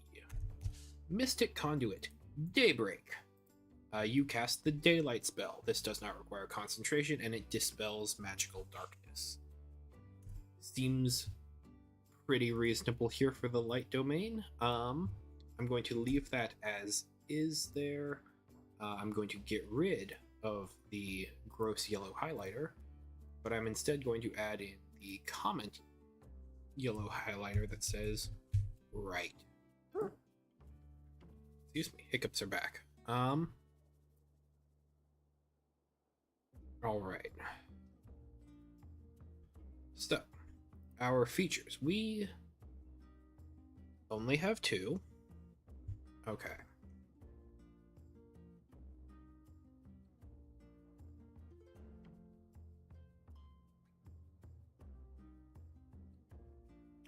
Okay, interesting. Let's go ahead and bring them over here, because as they are here, they are pretty normal. So, fire burns like light from the sun.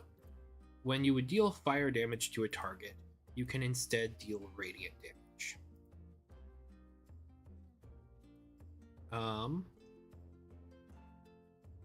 I mean, that is quite nice, but let's give it a little bit more something. It's like it that is a damage type switch, which, don't get me wrong, damage type switches are good, especially because fire is one of the most common damage types. However, let's go ahead and jump to the sorcerer on our right here, because I'm going to steal a phrase from Arcane Overload. Boom, there we go. When you would deal fire damage to a target, you can instead deal radiant damage. Your choice.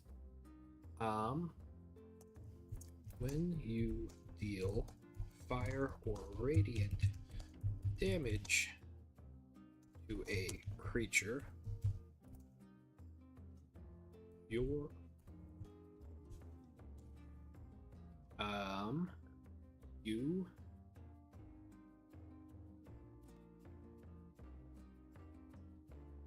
you ignore resistances and immunities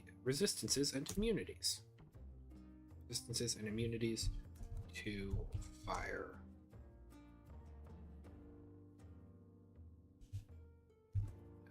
Resistances and immunities. There we go. All right. There we go. So, fire burns like light from the sun.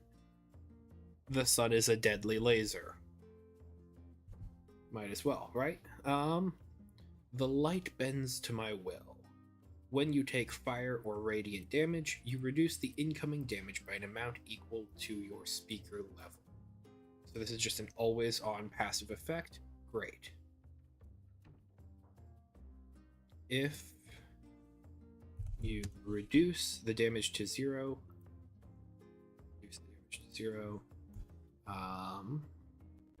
the creature that attacked you is blinded until the end of your next turn.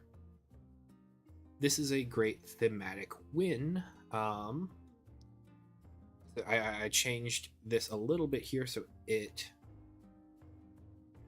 can be defended here. If you reduce the attack's damage to 0, the creature that attacked you is blinded until the end of your next turn. There we go. Once again, I want a little bit more.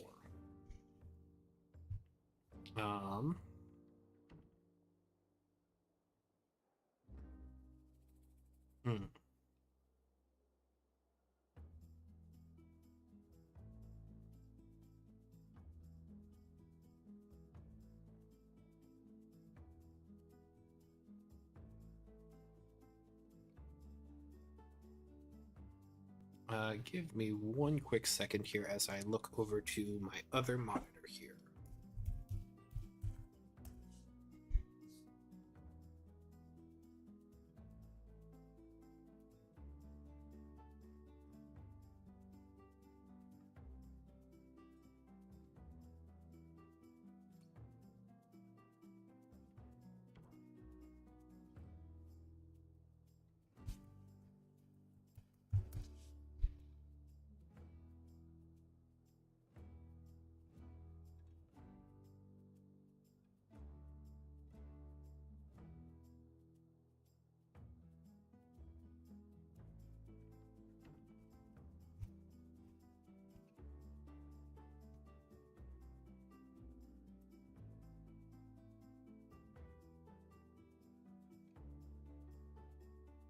Okay, so one of the things that I like to do is, especially in one of the places where I gain a lot of inspiration from, is I am a kind of veteran player of Marvel Contest of Champions, and so one of the things that I think of here is, when I think of this light domain here, I'm thinking of Carolina Dean in that game. So let me go ahead and just kind of pull up a write-up / breakdown of this character. Once again, we're not going to be stealing effects here, but I'm just looking at this here for inspiration primarily. Let's go ahead. Can we get that bigger? Sure. Okay. So, for incinerate effects, actually, that's something that we already could do. We could do the creature that attacked you is blinded until the end of your next turn. We could do a damage over time incinerate effect. So I'm going to just make a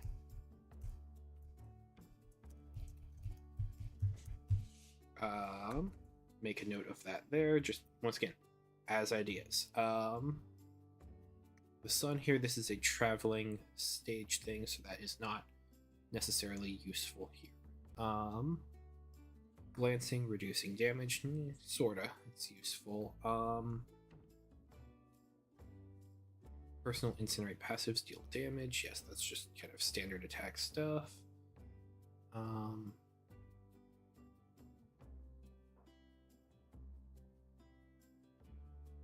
Okay, heavy attack consumes buffs to grant glancing, so that's going to once again reduce damage. Okay, so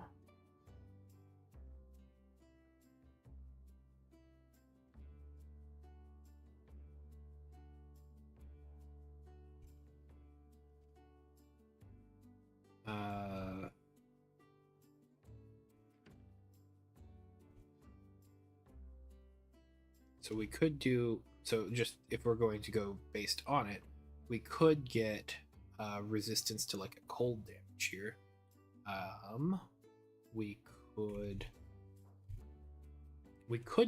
Maybe we could start consuming words of power to reduce damage. That, yes, I do like that.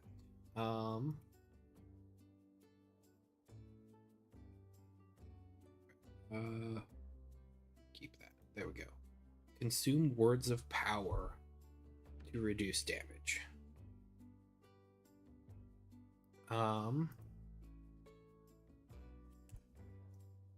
You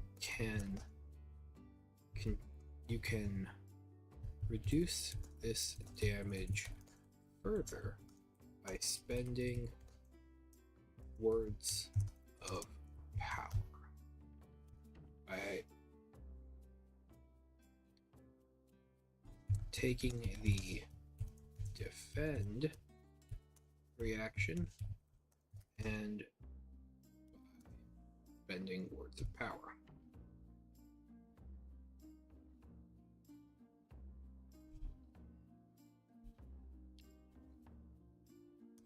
For every word power expended, you increase the damage reduction by an amount equal to your speaker level. Equal to your speaker level plus your charisma modifier.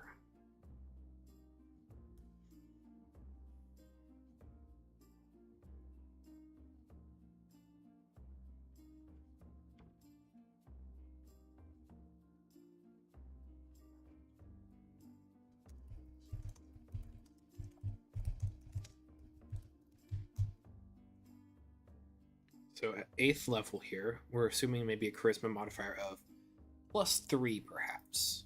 So for every word of power expended, so you automatically just get 1 flat. So that's going to be 8 + 3. That's immediately going to reduce your damage by 11. So you can expend a word of power to increase that to 22, or 2 to increase that to 33. You could also take the defend action to reduce it by your reflex defense. There we go.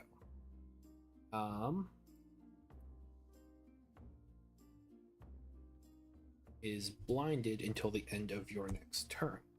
Good.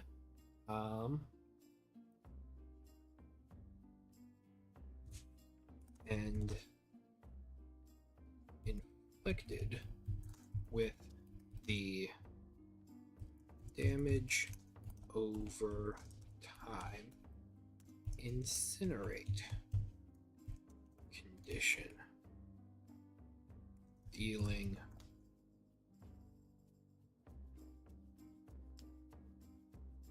1d10 fire damage at the start of their turn. This damage increases by 1d10 for every word of power expended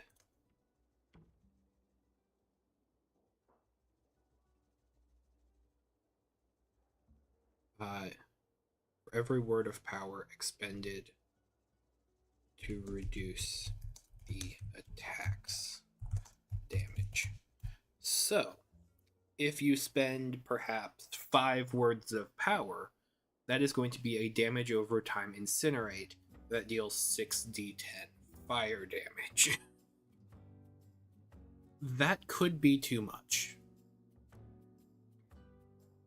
It could. It very well could.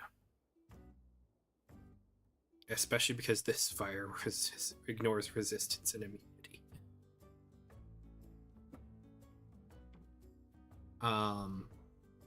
That could be a lot. That is a lot.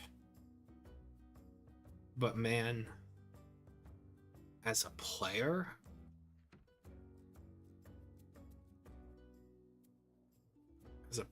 this would rule. Like, this would rule so hard.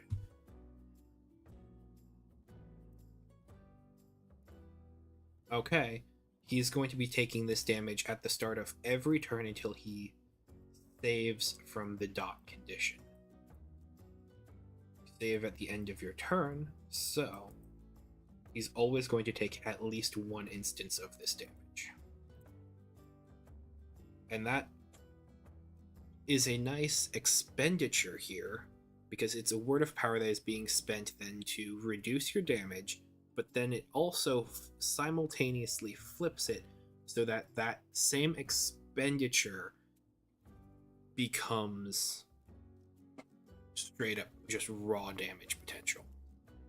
That, man, that is good stuff.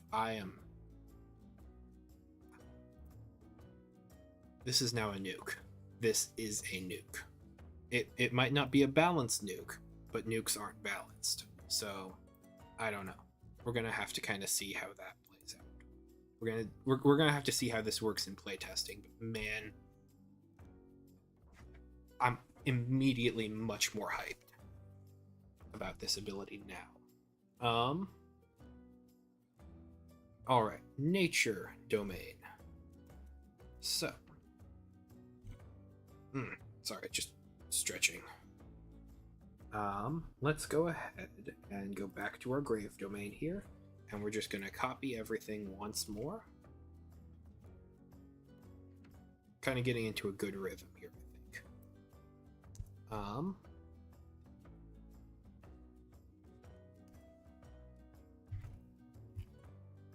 So, nature domain.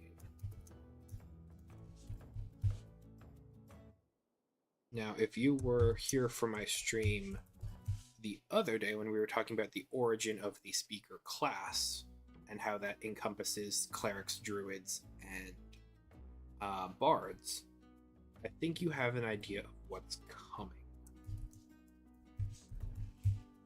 And if you don't, that's okay. We're going to get there in just a second.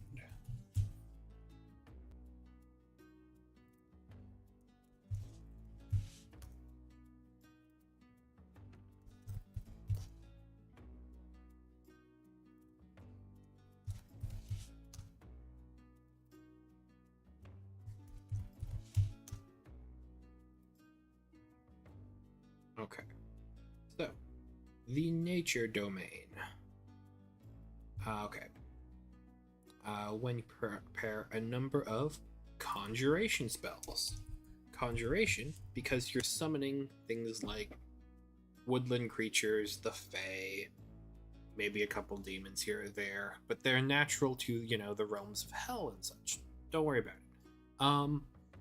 You're conjuring spirits, you're conjuring creatures. You cannot prepare transmutation. Why would you want to change the nature of something? Are you truly a nature domain speaker?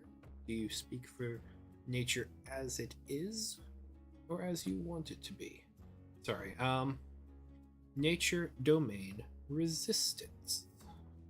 First level nature domain. Here you gain resistance to poison damage. Alright, you also have an additional first level feature here. That's cool. Oh yeah, this is cool. Okay. So it's gonna need a little bit of updating, but that's what we're here for. So, voice of nature. You can communicate in a limited manner with beasts and plants. They can understand the meanings and intentions of your words. You have no special ability to understand them in return. However, you gain advantage on charisma and wisdom.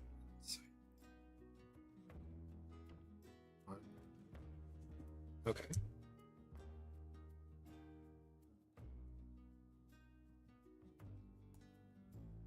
Insight, wisdom. Yeah, no, it's just insight, wisdom. Insight, wisdom checks to interpret the actions of or otherwise influence beast. There we go. Okay. Hell yeah. So, when I said you might be anticipating something that's coming up if you tuned into the stream the other day, that is because of this. Our mystic conduit here. Wild shape. Once again, the druid class as you know it in 5e does not exist in this game. So we still want wild shape to exist. So it's going to be your mystic conduit feature. This is going to mean that this class is a lot. That's fine. Probably means I'm gonna have to include some stat blocks and such here. That's fine. I plan on it, but I don't have that written up right now, so I just have it as a comment here. But the whole idea of the sorcerer class, not sorcerer, sorry, the speaker class is just analyzing things with 5e and figuring out which niches can, you know, overlap some.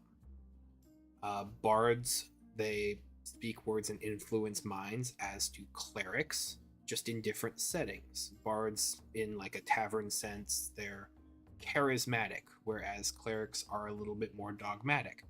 But the idea is that they're both helping other people in the town square, just different ways. Druids, they're speaking for the trees, the forest, the world, the, you know, all the different natural environments of it. And so they are both one with it, hence wild shape, but also the voice of it, which actually does translate a lot into the Alder Elf ancestry, but these are separate ideas. Maybe they aren't. Maybe there will be some back and forth here. So the speaker here, you take, if you want to be kind of your classic 5e druid, you would take the nature domain and then another domain that also, you know, fits the vibe of your character.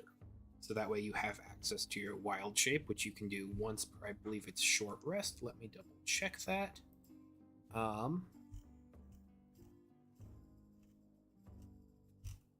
Where are you, Mystic Conduit? Yes. Once used, you must then complete a short or long rest to use your Mystic Conduit again. You regain 1 expended use when you complete a short rest, all expended uses when you complete a long rest.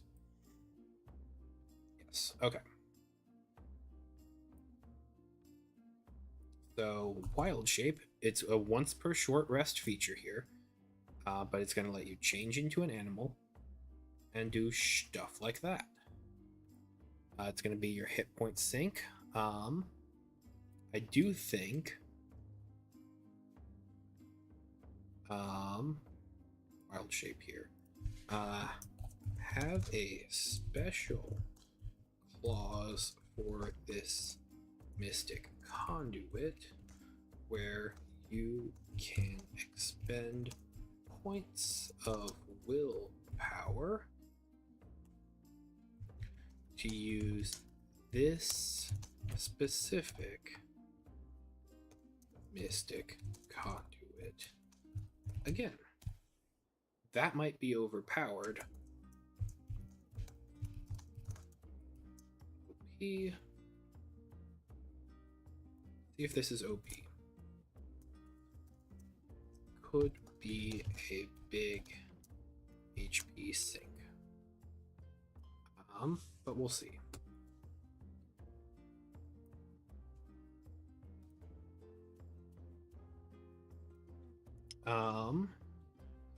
Once again, actually, let me double check the speaker here. Once used, you must. Oh. And all expended use. When you have no uses remaining, you can spend 1 point of willpower to use the spell. So that's just a standard part of the Mystic Conduit that I was forgetting. So I'm going to just mark this as good. Then I'm going to go into here and just write. Right. There we go. My apologies. I have so many classes and such that I am juggling in my mind. They tend to bleed in and overlap with one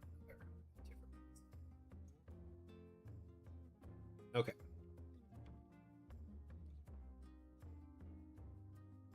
So let me go ahead and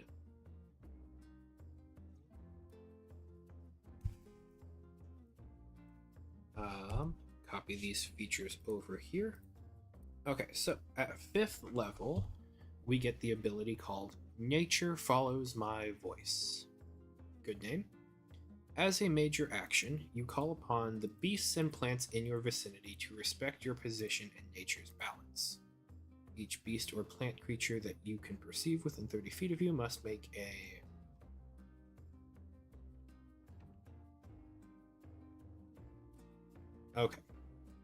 Okay, interesting. So this is where we would normally have saving throws.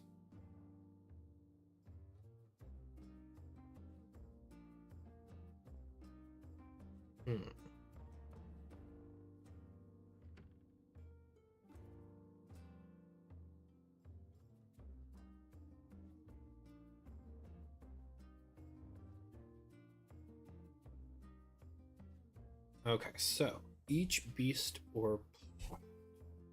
So what I'm going to do here, I think I'm going to make another spell. So this is a 5th level feature here. So let's go ahead and check our spellcraft minimums here. So 5th level, we have a spellcraft minimum of 1.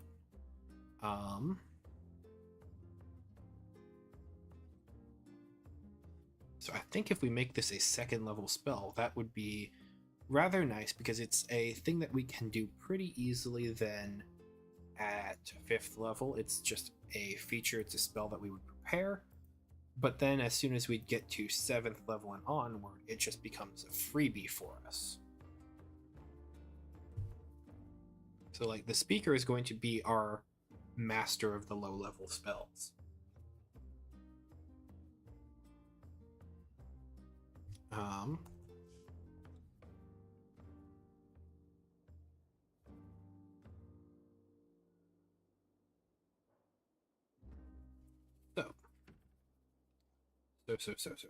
So let's go ahead and jump over to our previous, I believe, spell here, which is we have the Arcana domain.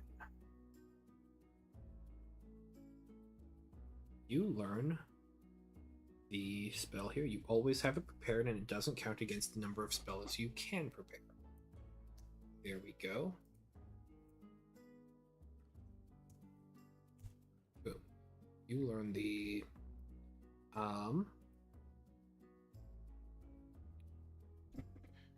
spell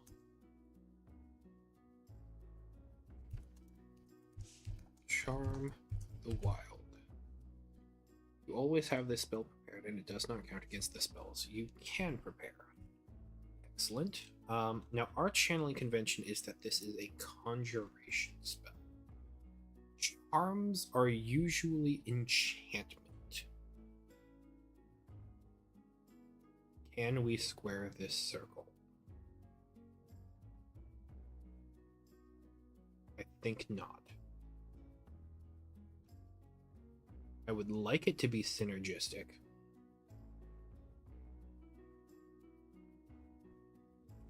I would.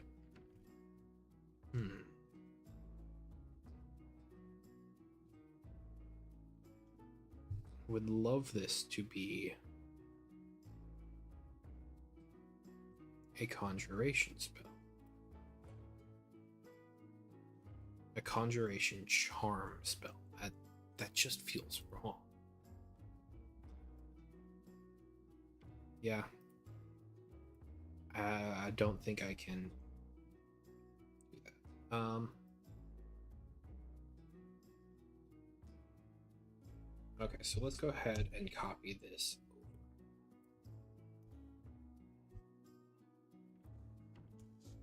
This is a second level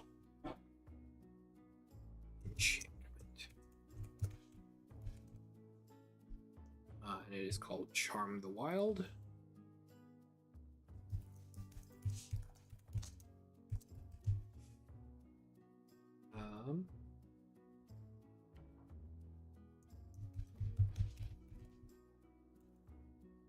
Description. Tags. This is a primal spell. Circle enchantment. It is a speaker. That costs 2 words of power. This is a major action.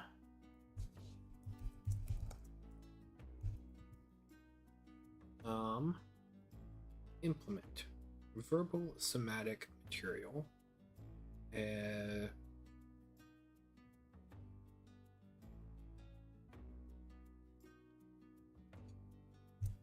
piece of a small food offering.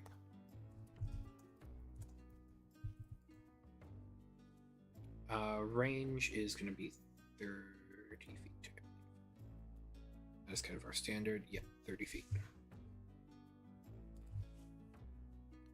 Trigger, no trigger because this isn't a resistance, so go ahead and get rid of that. Target.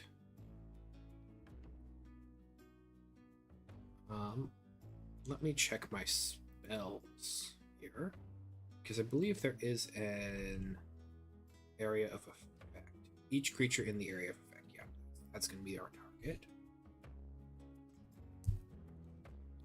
But it's specifically limited to beasts and plants. So each beast or plant in the area of effect. There we go. All right.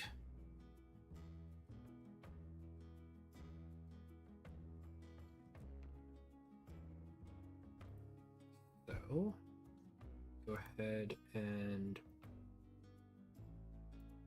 rotate back to where we were here.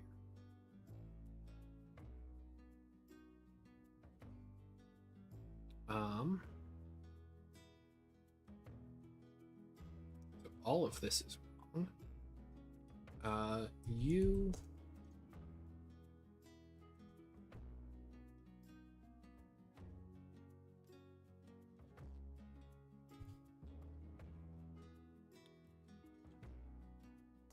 present yourself as an authority over beasts and plants.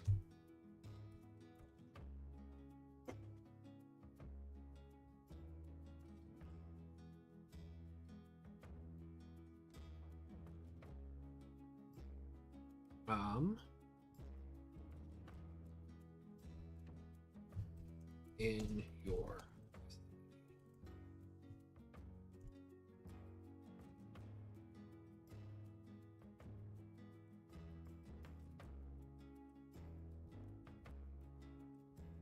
So normally each beast or plant would make a wisdom, nature, resistance roll, read that as a saving throw, or be charmed for 10 minutes or until it takes damage.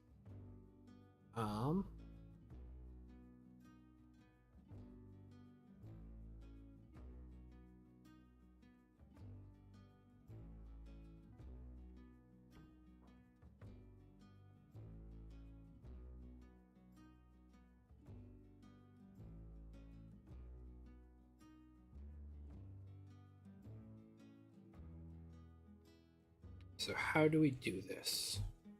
Roll a spellcraft challenge on the Rebuke Arcana. Nope, that's not. It's going to be on the Charm the Wild.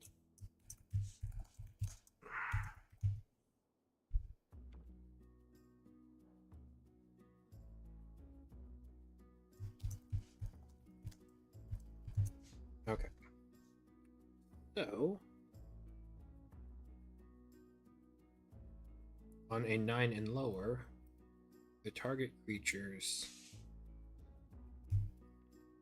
are not charmed and do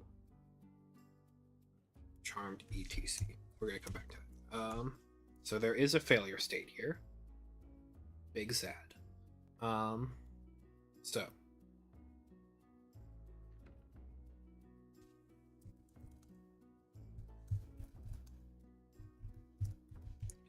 target creatures are charmed by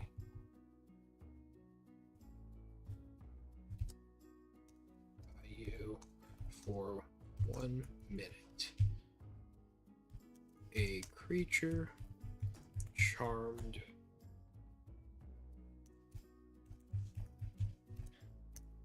in this manner regards you neutrally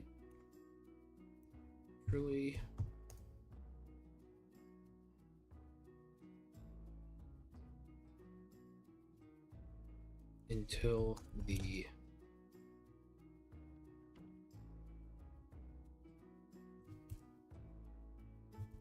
charm effect ends or until it takes damage.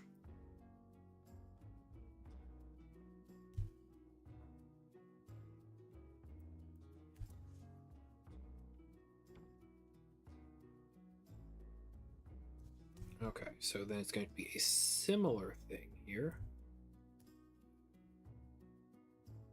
Minute for 10 minutes, so you're going to get the full duration here.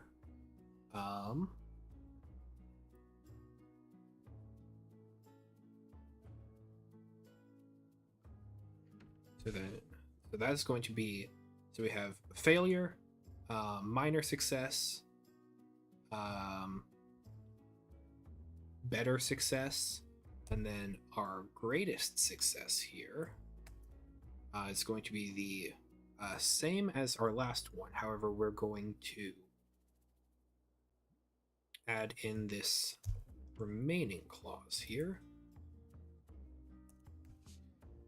While creatures are, what the hell is with that format? There we go. There we go. Add space after paragraph. While creatures are charmed in this manner, you can use a minor action on your turn to command what each of those creatures will do on its next turn.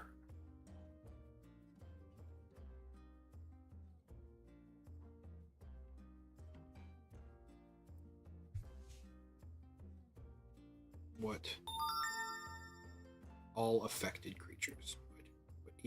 What each affected creature.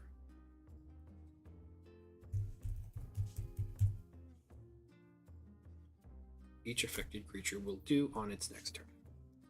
There we go. So that is going to, like, if you have a nature domain speaker, they are going to inherently shut down some encounters where beasts or plants are going to be threats. So, like, sure, you could roll shit.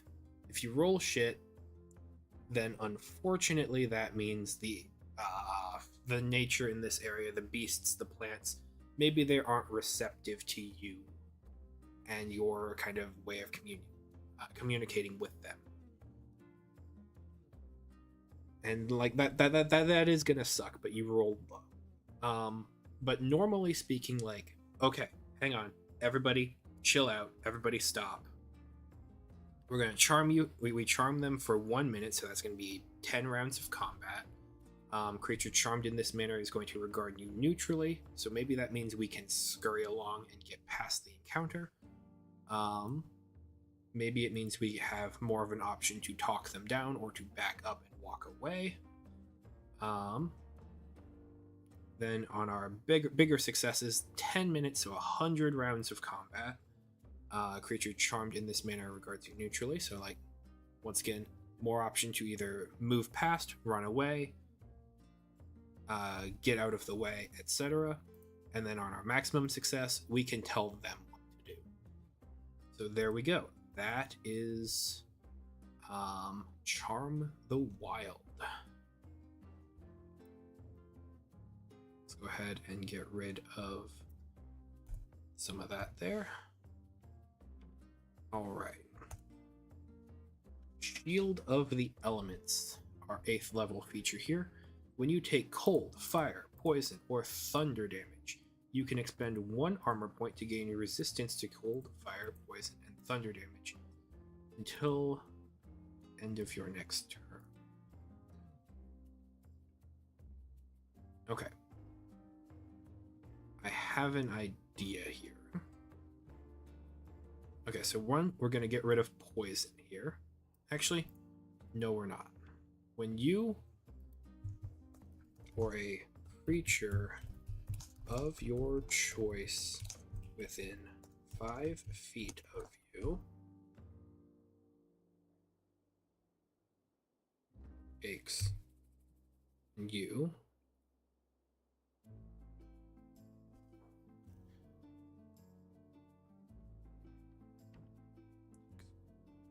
can expend 1 armor point to gain resistance to cold, fire, poison, and thunder damage. So that's all of it.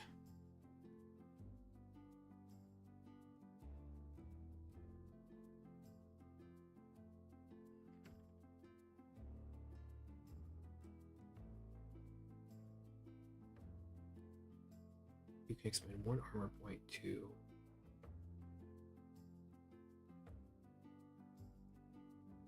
gain resistance to this. Resistance to that.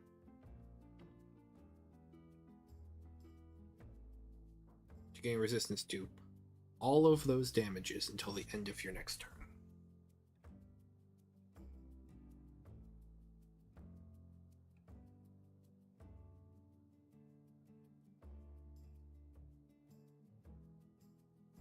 So on one hand, I like this because it is another option for spending armor points. This is good. This is multi-resource use.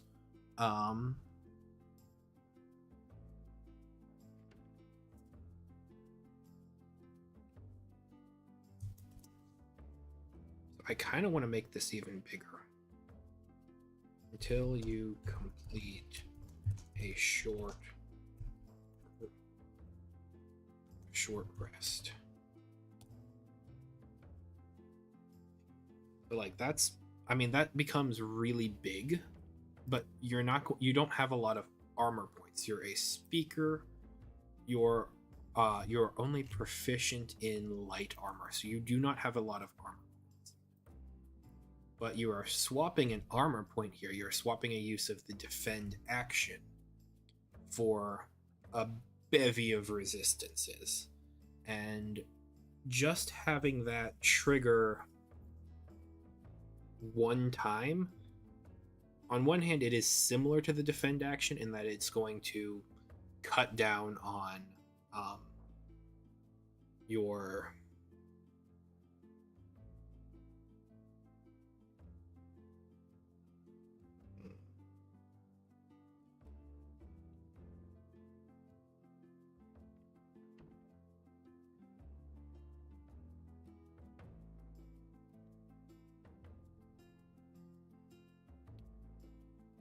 because hang on a second here. This isn't a reaction. This is also free.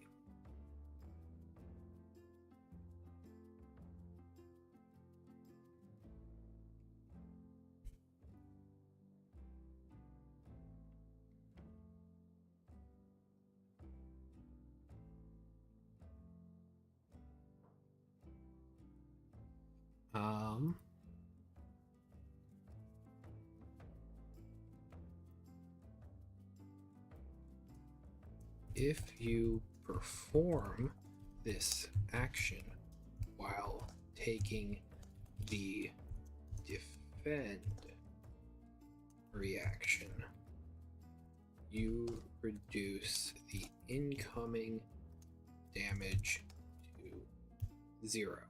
So that inherently means that this is now a 2 armor point spend, but then you get a lot of resistances until you complete a short rest. And like, this is useful. So hang on. When you so we're gonna get rid of the shield here. Man, I like that shield though.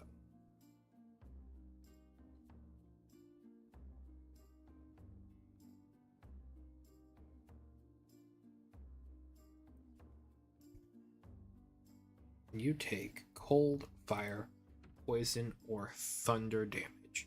You can expend 1 armor point to gain resistance until you complete the short rest. You perform this action while taking the defend action. You reduce the incoming damage to 0.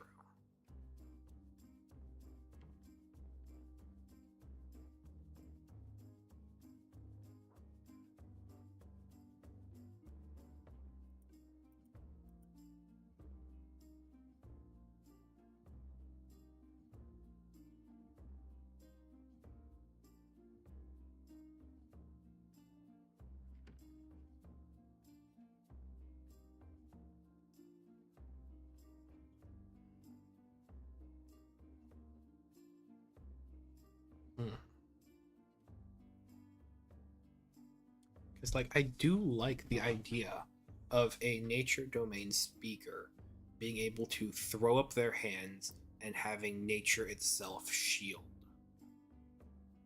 Like throw up their hands, cast a shield, and then that is how your defend looks.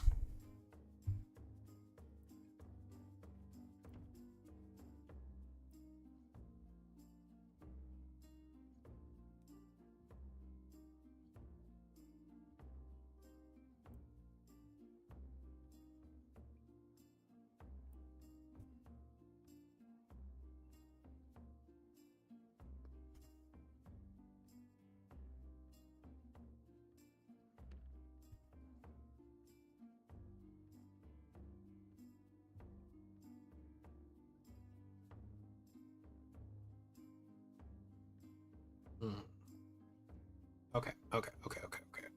So, I think the answer here is going to be, we're going to create another effect.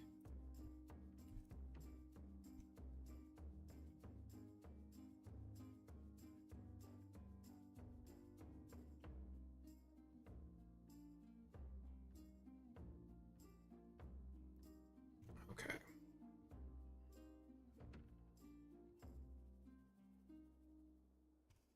You know, I think I'm going to put it at 5th level here.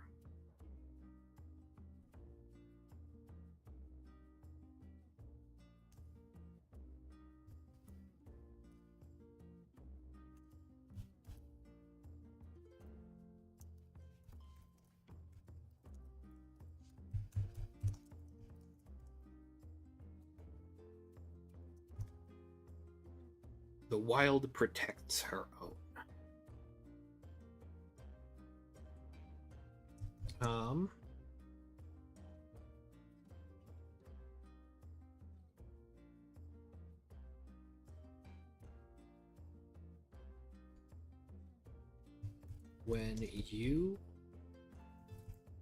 When a creature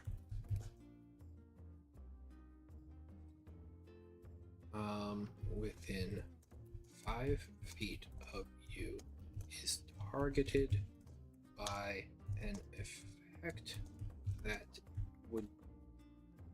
would deal damage to them, you can take the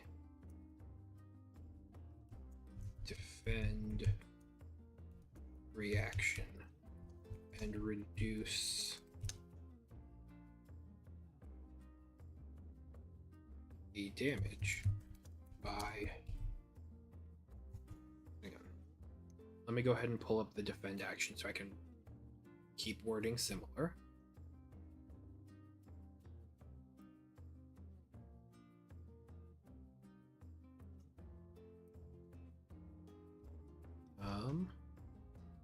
There we go.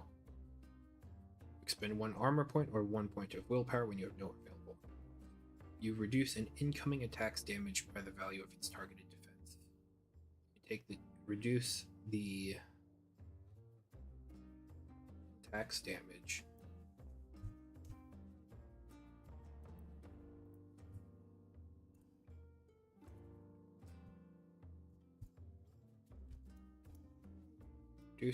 damage by the value of targeted defense. By the value of your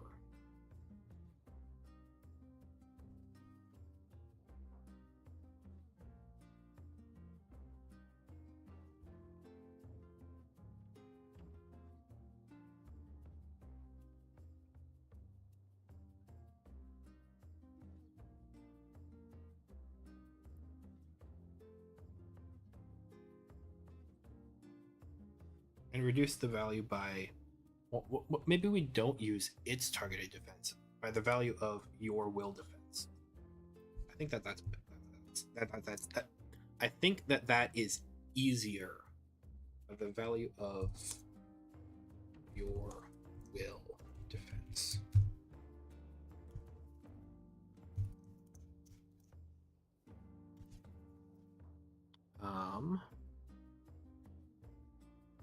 Yeah, no, so basically you can take the defend reaction for someone else.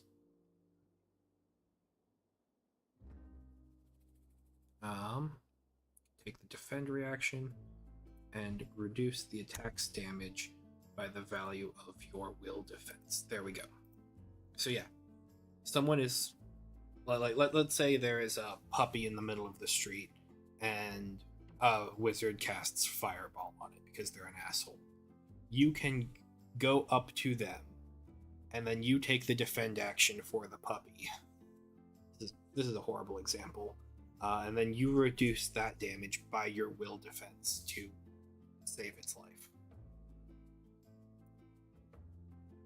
So yeah, there we go.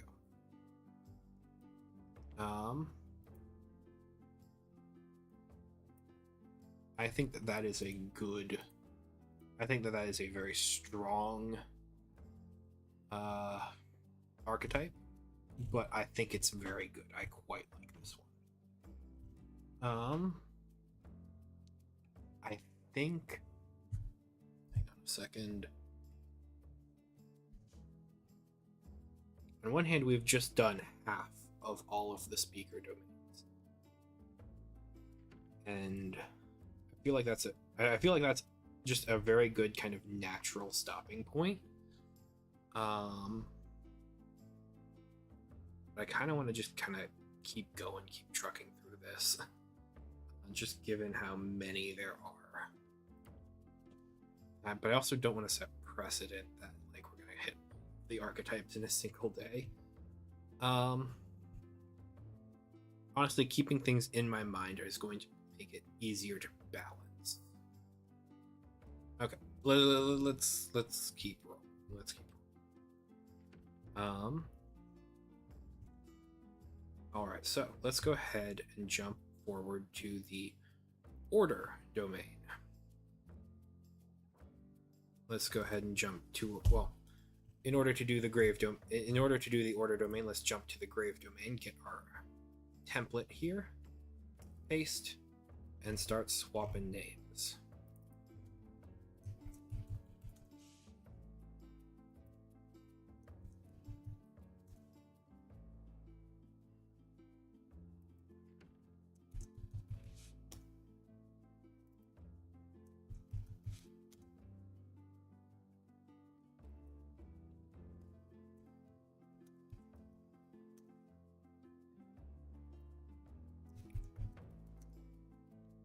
Okay.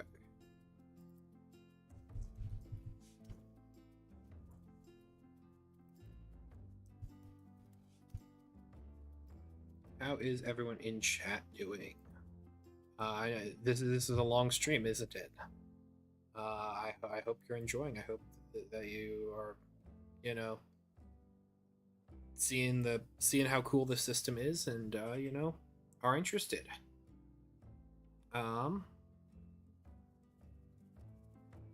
Order domain. If you have any questions, please feel free to throw them into chat. I'd be happy to answer your questions. I'd be happy to talk through your ideas, and I don't know, maybe maybe the future of the game shapes a little bit based on what you say, because we're all creative people here. We all have our own ideas and inspirations, and I believe strongly that we can make each other's games better. Yeah. So, order domain here.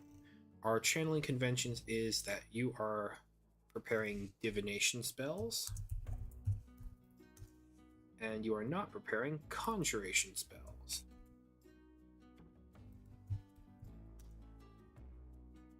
All right. And then you are resistant to thunder damage.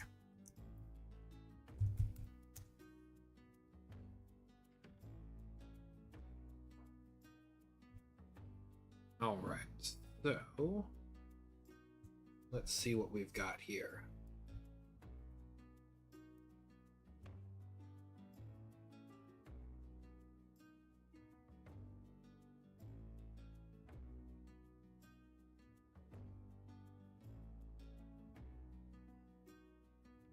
So this reads as a rather simple class, something that is rather easy for good synergy purposes here.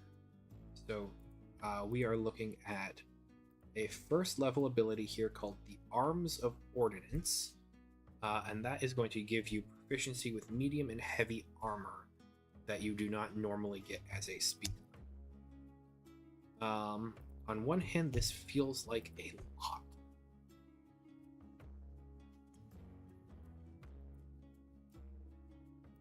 Actually, you know, since we have something like Armor Adept, which is a feature for the Warlord, you're still going to get the penalties of medium and heavy armor as a speaker if you take this feature. I think we're good. I think we will be fine giving this proficiency out. So, at second level, we get our Mystic Conduit. This is Guiding Presence. My note here just says plus 1d12 to ability challenge, attack roll, or resistance roll. I don't hate that. I do think it's a little bit bland, but like, let's just copy everything and see how shakes out. Because my one thought process here is, if we pair order and nature, Arms of Ordnance gives medium and heavy armor that is going to be inherently more armor points that then can be used for Wild Protects Her Own and or Shield of the Elements. Shield of the Elements eats up 2 armor points or willpower points or fatigue points. Wild Protects Her Own only takes 1 because it's the defend reaction, but I feel like that is an area where there is potential for maybe a little bit of abuse. But once again, order, nature, they do balance together. So we're going to kind of have to see playtest wise. So let's get rid of this gross yellow highlighter. And then throw this into comment here. Right. Give good identity. Okay. So, 5th level here we have Radiating Authority. As a major action, you make a declaration of ordinance, and each creature of your choice that shares a language with you and that you can perceive within 30 feet of you must succeed on a charisma diplomacy resistance roll, or be charmed by you for 1 minute or until they take damage. So on one hand, this is kind of similar to the nature domain Charm the Wild, but just for humanoids. I don't really... on one hand, I could just create another spell that does something very similar.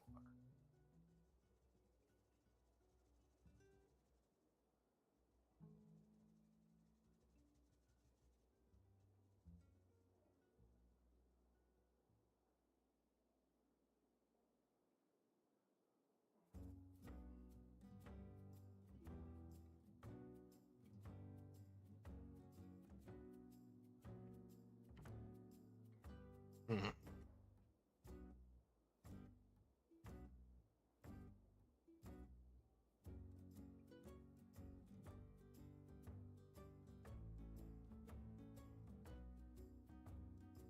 Okay.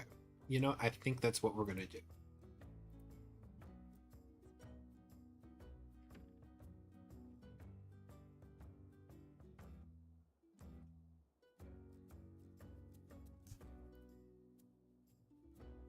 Okay.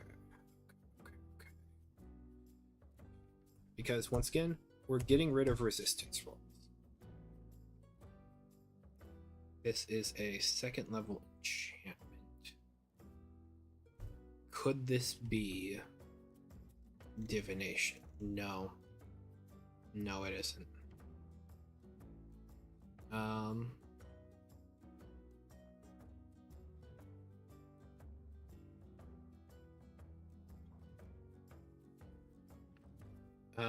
Okay, so what are we going to call this spell? Do we call it, like, Present Authority?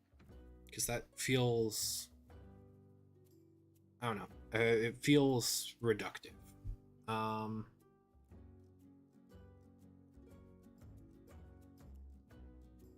Command Authority? Invoke Authority. I mean, granted... Okay, hang on. Invoke Authority is from MCDM's Illrigger. That is their kind of channel divinity. It's fine. They're 2 words that are, you know, paired together. They're being used in completely different contexts.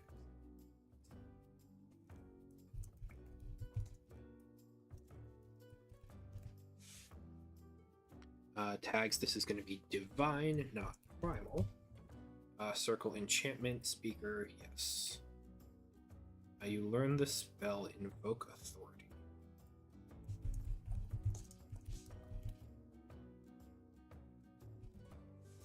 Always have this spell prepared. It does not count against the number of spells you can prepare. Each humanoid in the area of effect. Range is 30 feet. I'm gonna actually bump that to 60. Verbal, somatic. I'm gonna drop this just to verbal components.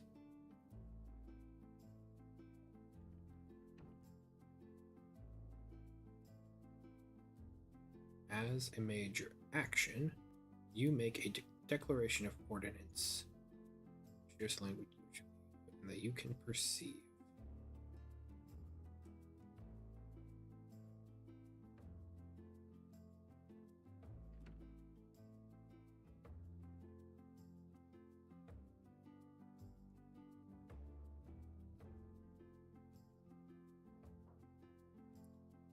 Declaration of ordinance.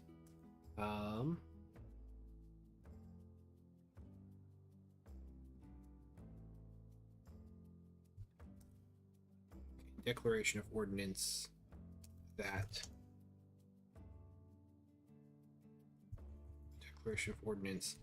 and compel all creatures in the area to listen. Learn the spell Invoke Authority. You always have this spell prepared. It does not count against the number of spells you can prepare.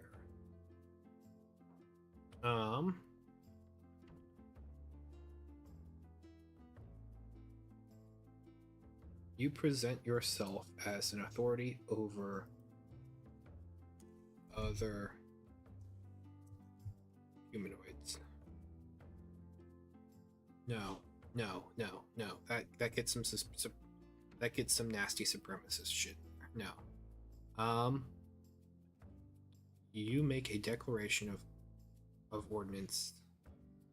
I'm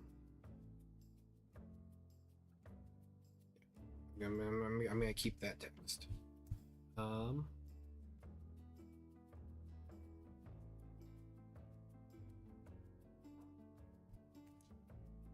You make a declaration of ordinance.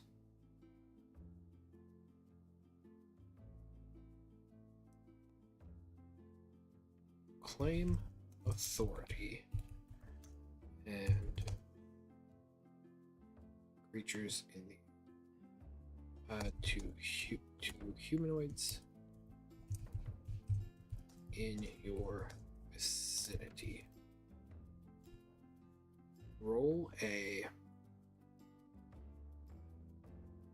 Okay, so this is going to be slightly different actually on the invoke authority table. You're not going to be rolling a spellcraft challenge. You are going to be rolling the diplomacy charisma challenge.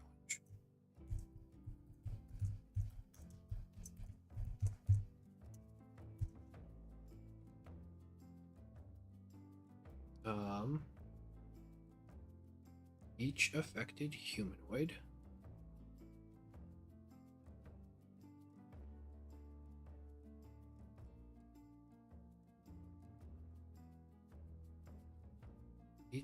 in the area of effect that shares a link.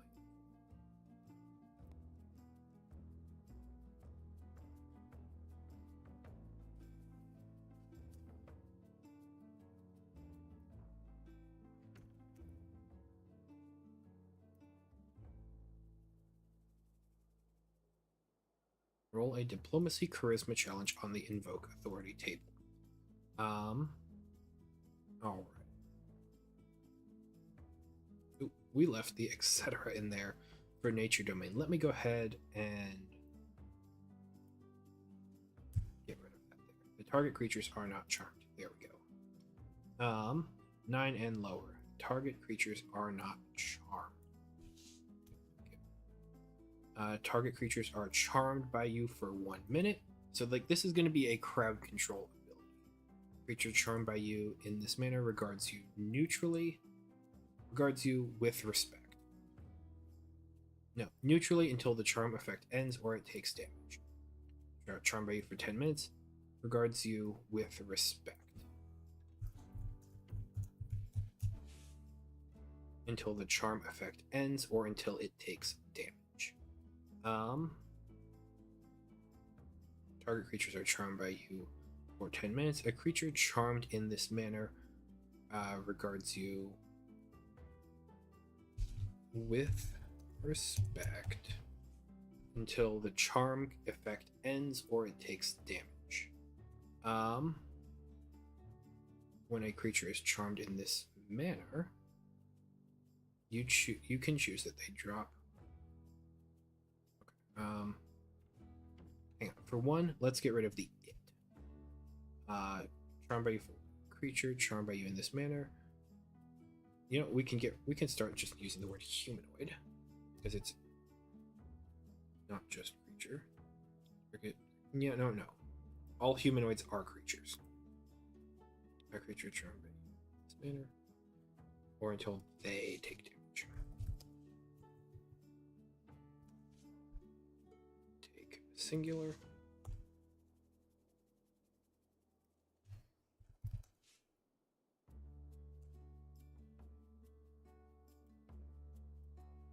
Until they take damage.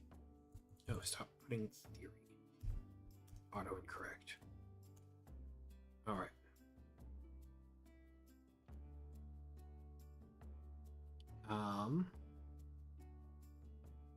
While creatures are charged in this manner, you can use a minor action on your turn to command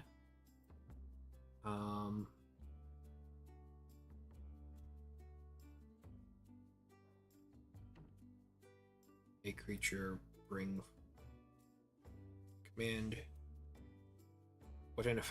what each affected creature can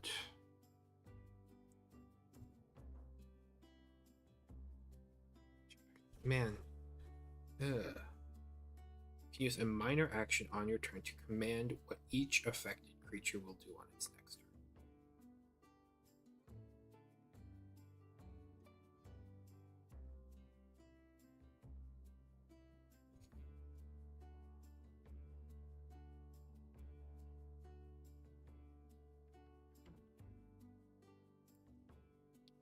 So, okay. I think I'm going to leave that here, but I am going to change the level. So right now it is a second level. I'm going to make it a third level so that you can't just do this infinitely at 7th level. So I think that is going to be a way to balance this. Okay, so hang on. You are going to get this at 5th level. So yeah. Spellcraft level maximum is 3. You can still perform it, and it just doesn't become free.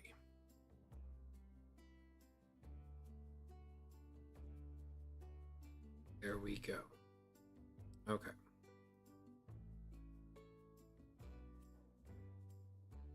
Radiating authority. I mean, yeah. Look. I don't know if I would necessarily play this archetype, but I know that this sort of thing would appeal to different players, and so it should be good and, available to them for that. Because this is mind control, and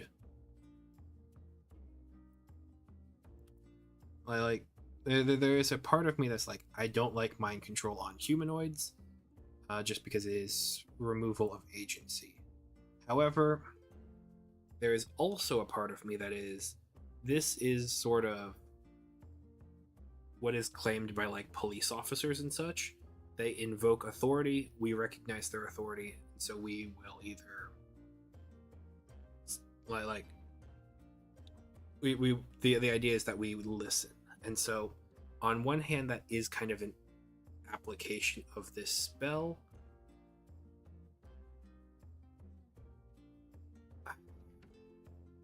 Yeah, I think raising this to 3rd level so that it is not an always active fixes the always active issue that I am having in thinking through this, and also just thinking through the contemporaneous arguments for and against things like that. All right. 8th level, Respect the Ways. When you make a melee weapon attack against a creature, your attack deals an additional 1d6 psychic damage. This damage is increased to 2d6 psychic damage if the creature is charmed by you or frightened of you. Yes, that stays. Yeah, I think that is fair.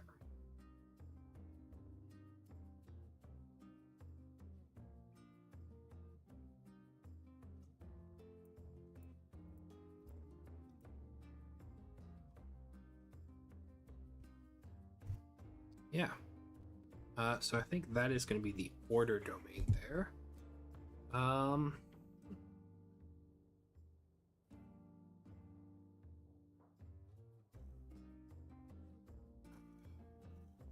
much of this is okay?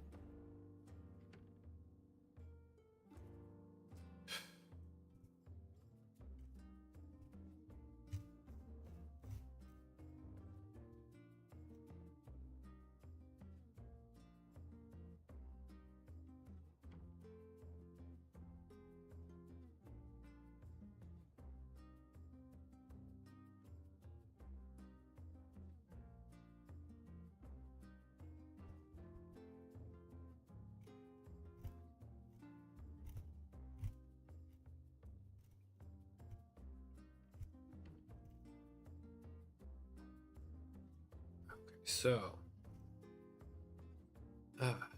Splendor domain. Let's go ahead and jump back to our good old friend, the Grave domain. Copy their text here. And get that all copied in here. Alright, so this is the Splendor domain.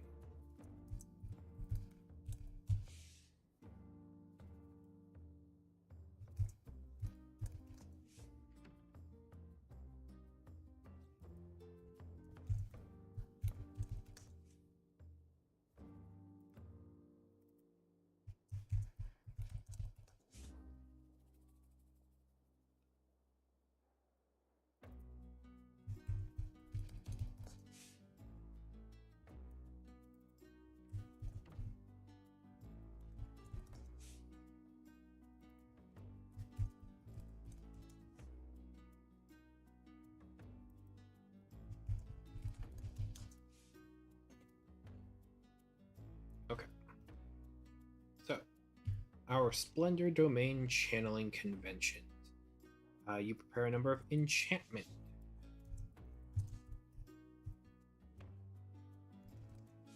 Spells equal to your spellcraft modifier. You cannot prepare necromancy.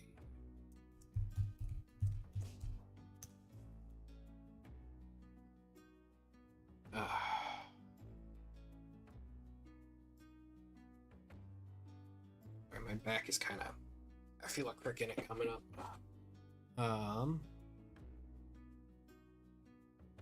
Alright, Splendor domain resistance. You gain resistance to psychic.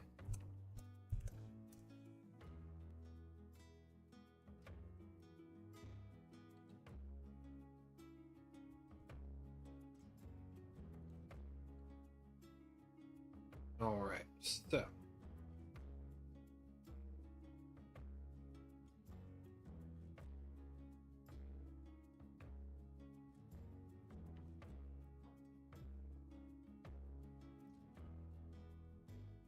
gotcha. That's how this is. Alright, so our Mystic Conduit feature here is called Potential's Ward.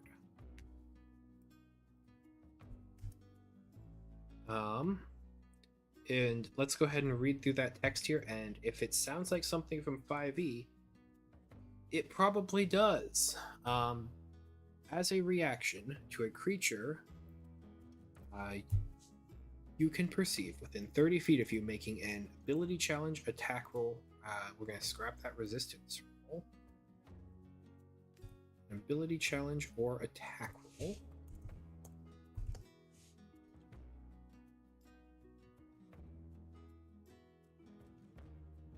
You magically distract the target and grant disadvantage tier 1 on the roll. So just disadvantage on the roll. You then choose a different creature that you can perceive within the same range. The chosen creature has advantage on their next ability challenge or attack roll.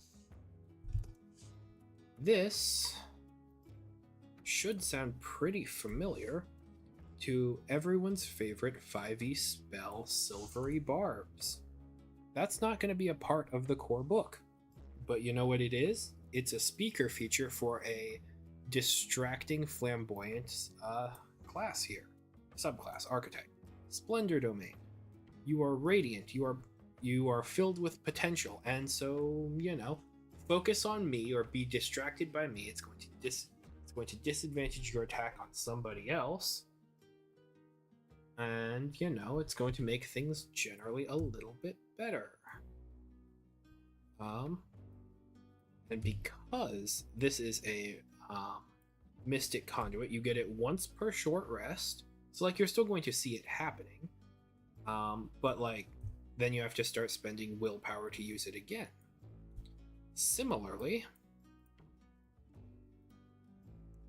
advantage and disadvantage is less substantial in this game, so simply throwing, hey, you get advantages, you just get a d4. You're not rolling twice, choosing which is better.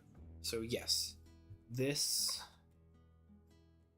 Silvery Barbs is still a thing, but it is greatly tuned down. It is greatly tuned back.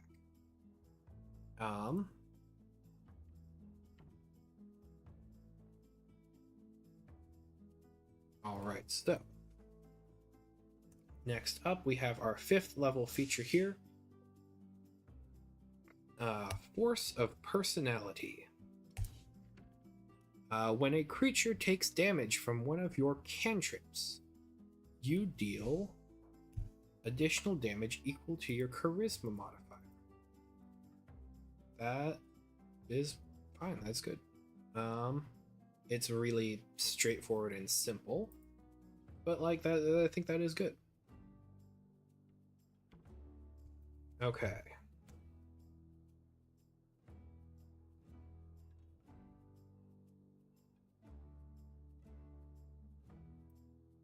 Alright, so I see our 8th level feature here is going to require some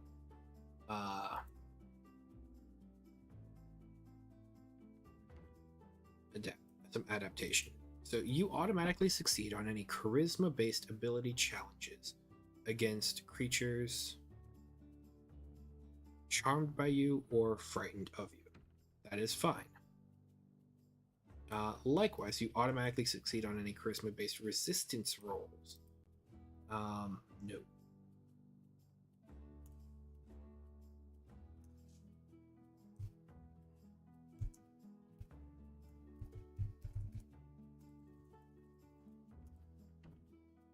You automatically succeed.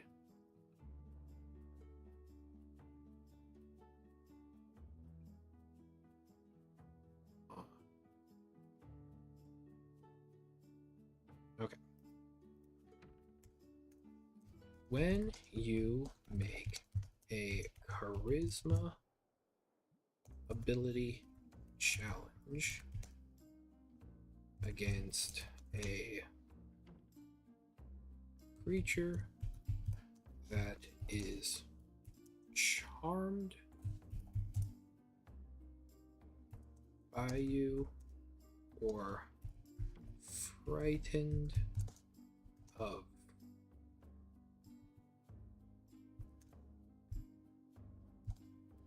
you,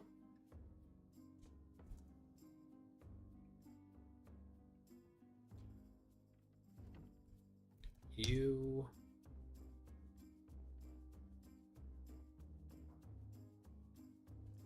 roll is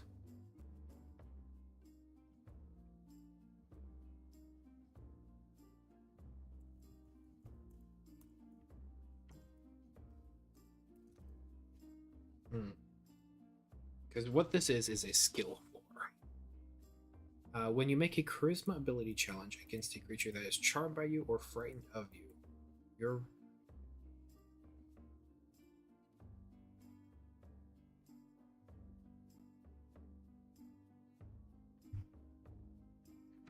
okay, let's look at a table here. So let's go ahead and jump back to order domain here. A roll of 18 or lower is considered a roll.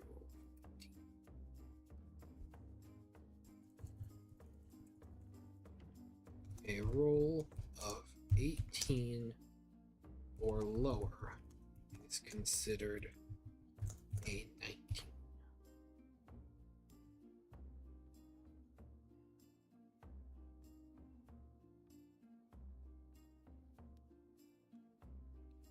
There we go. So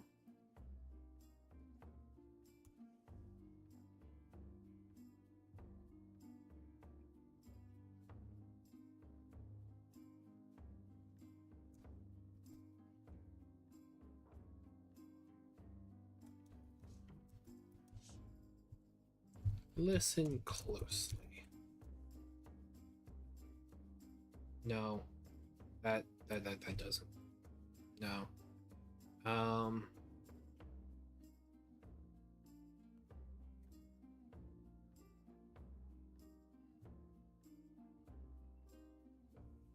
So what do we call this? What is a good name for this ability?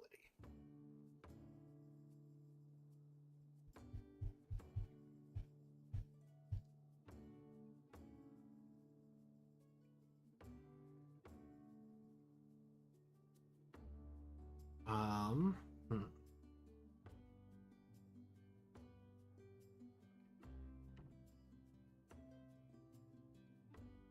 Not sure. When you make a charisma ability challenge against a creature that is charmed by you or frightened of you, a roll of 18 or lower is considered a 19. So basically you automatically succeed, or you automatically gain a tier 3 result.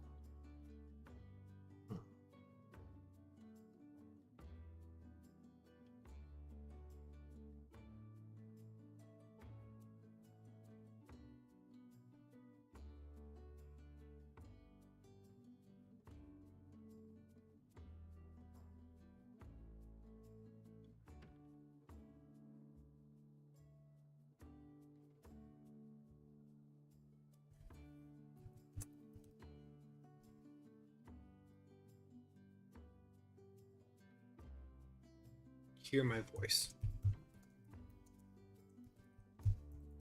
Hear my words.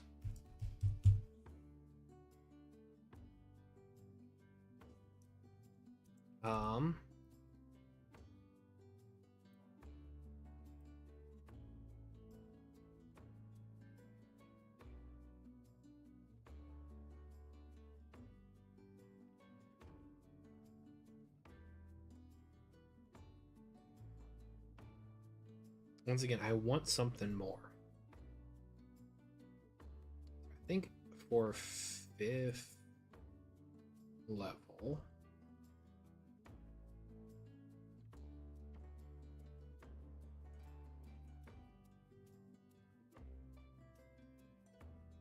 yeah.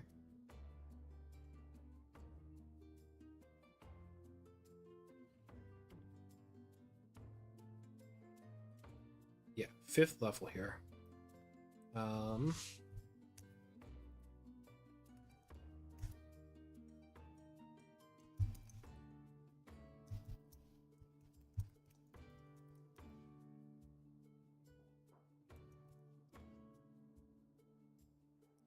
You are resistant to the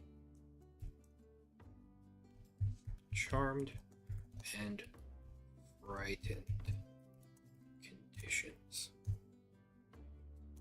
And so you just shake it off. There, I think that is good. I think that is a pretty good way of doing this. I am kind of feeling a bit more on the spent side. I said I had kind of a bit of a crick in the back developing. So I think I'm going to call it here, and we'll tackle the last 3 domains another time. So thank you guys again so much for watching and for putting up with such a long stream today. I hope you guys are having a fantastic day and you continue going forward and having a fantastic week. Take care, and I will see you in the next time. See ya.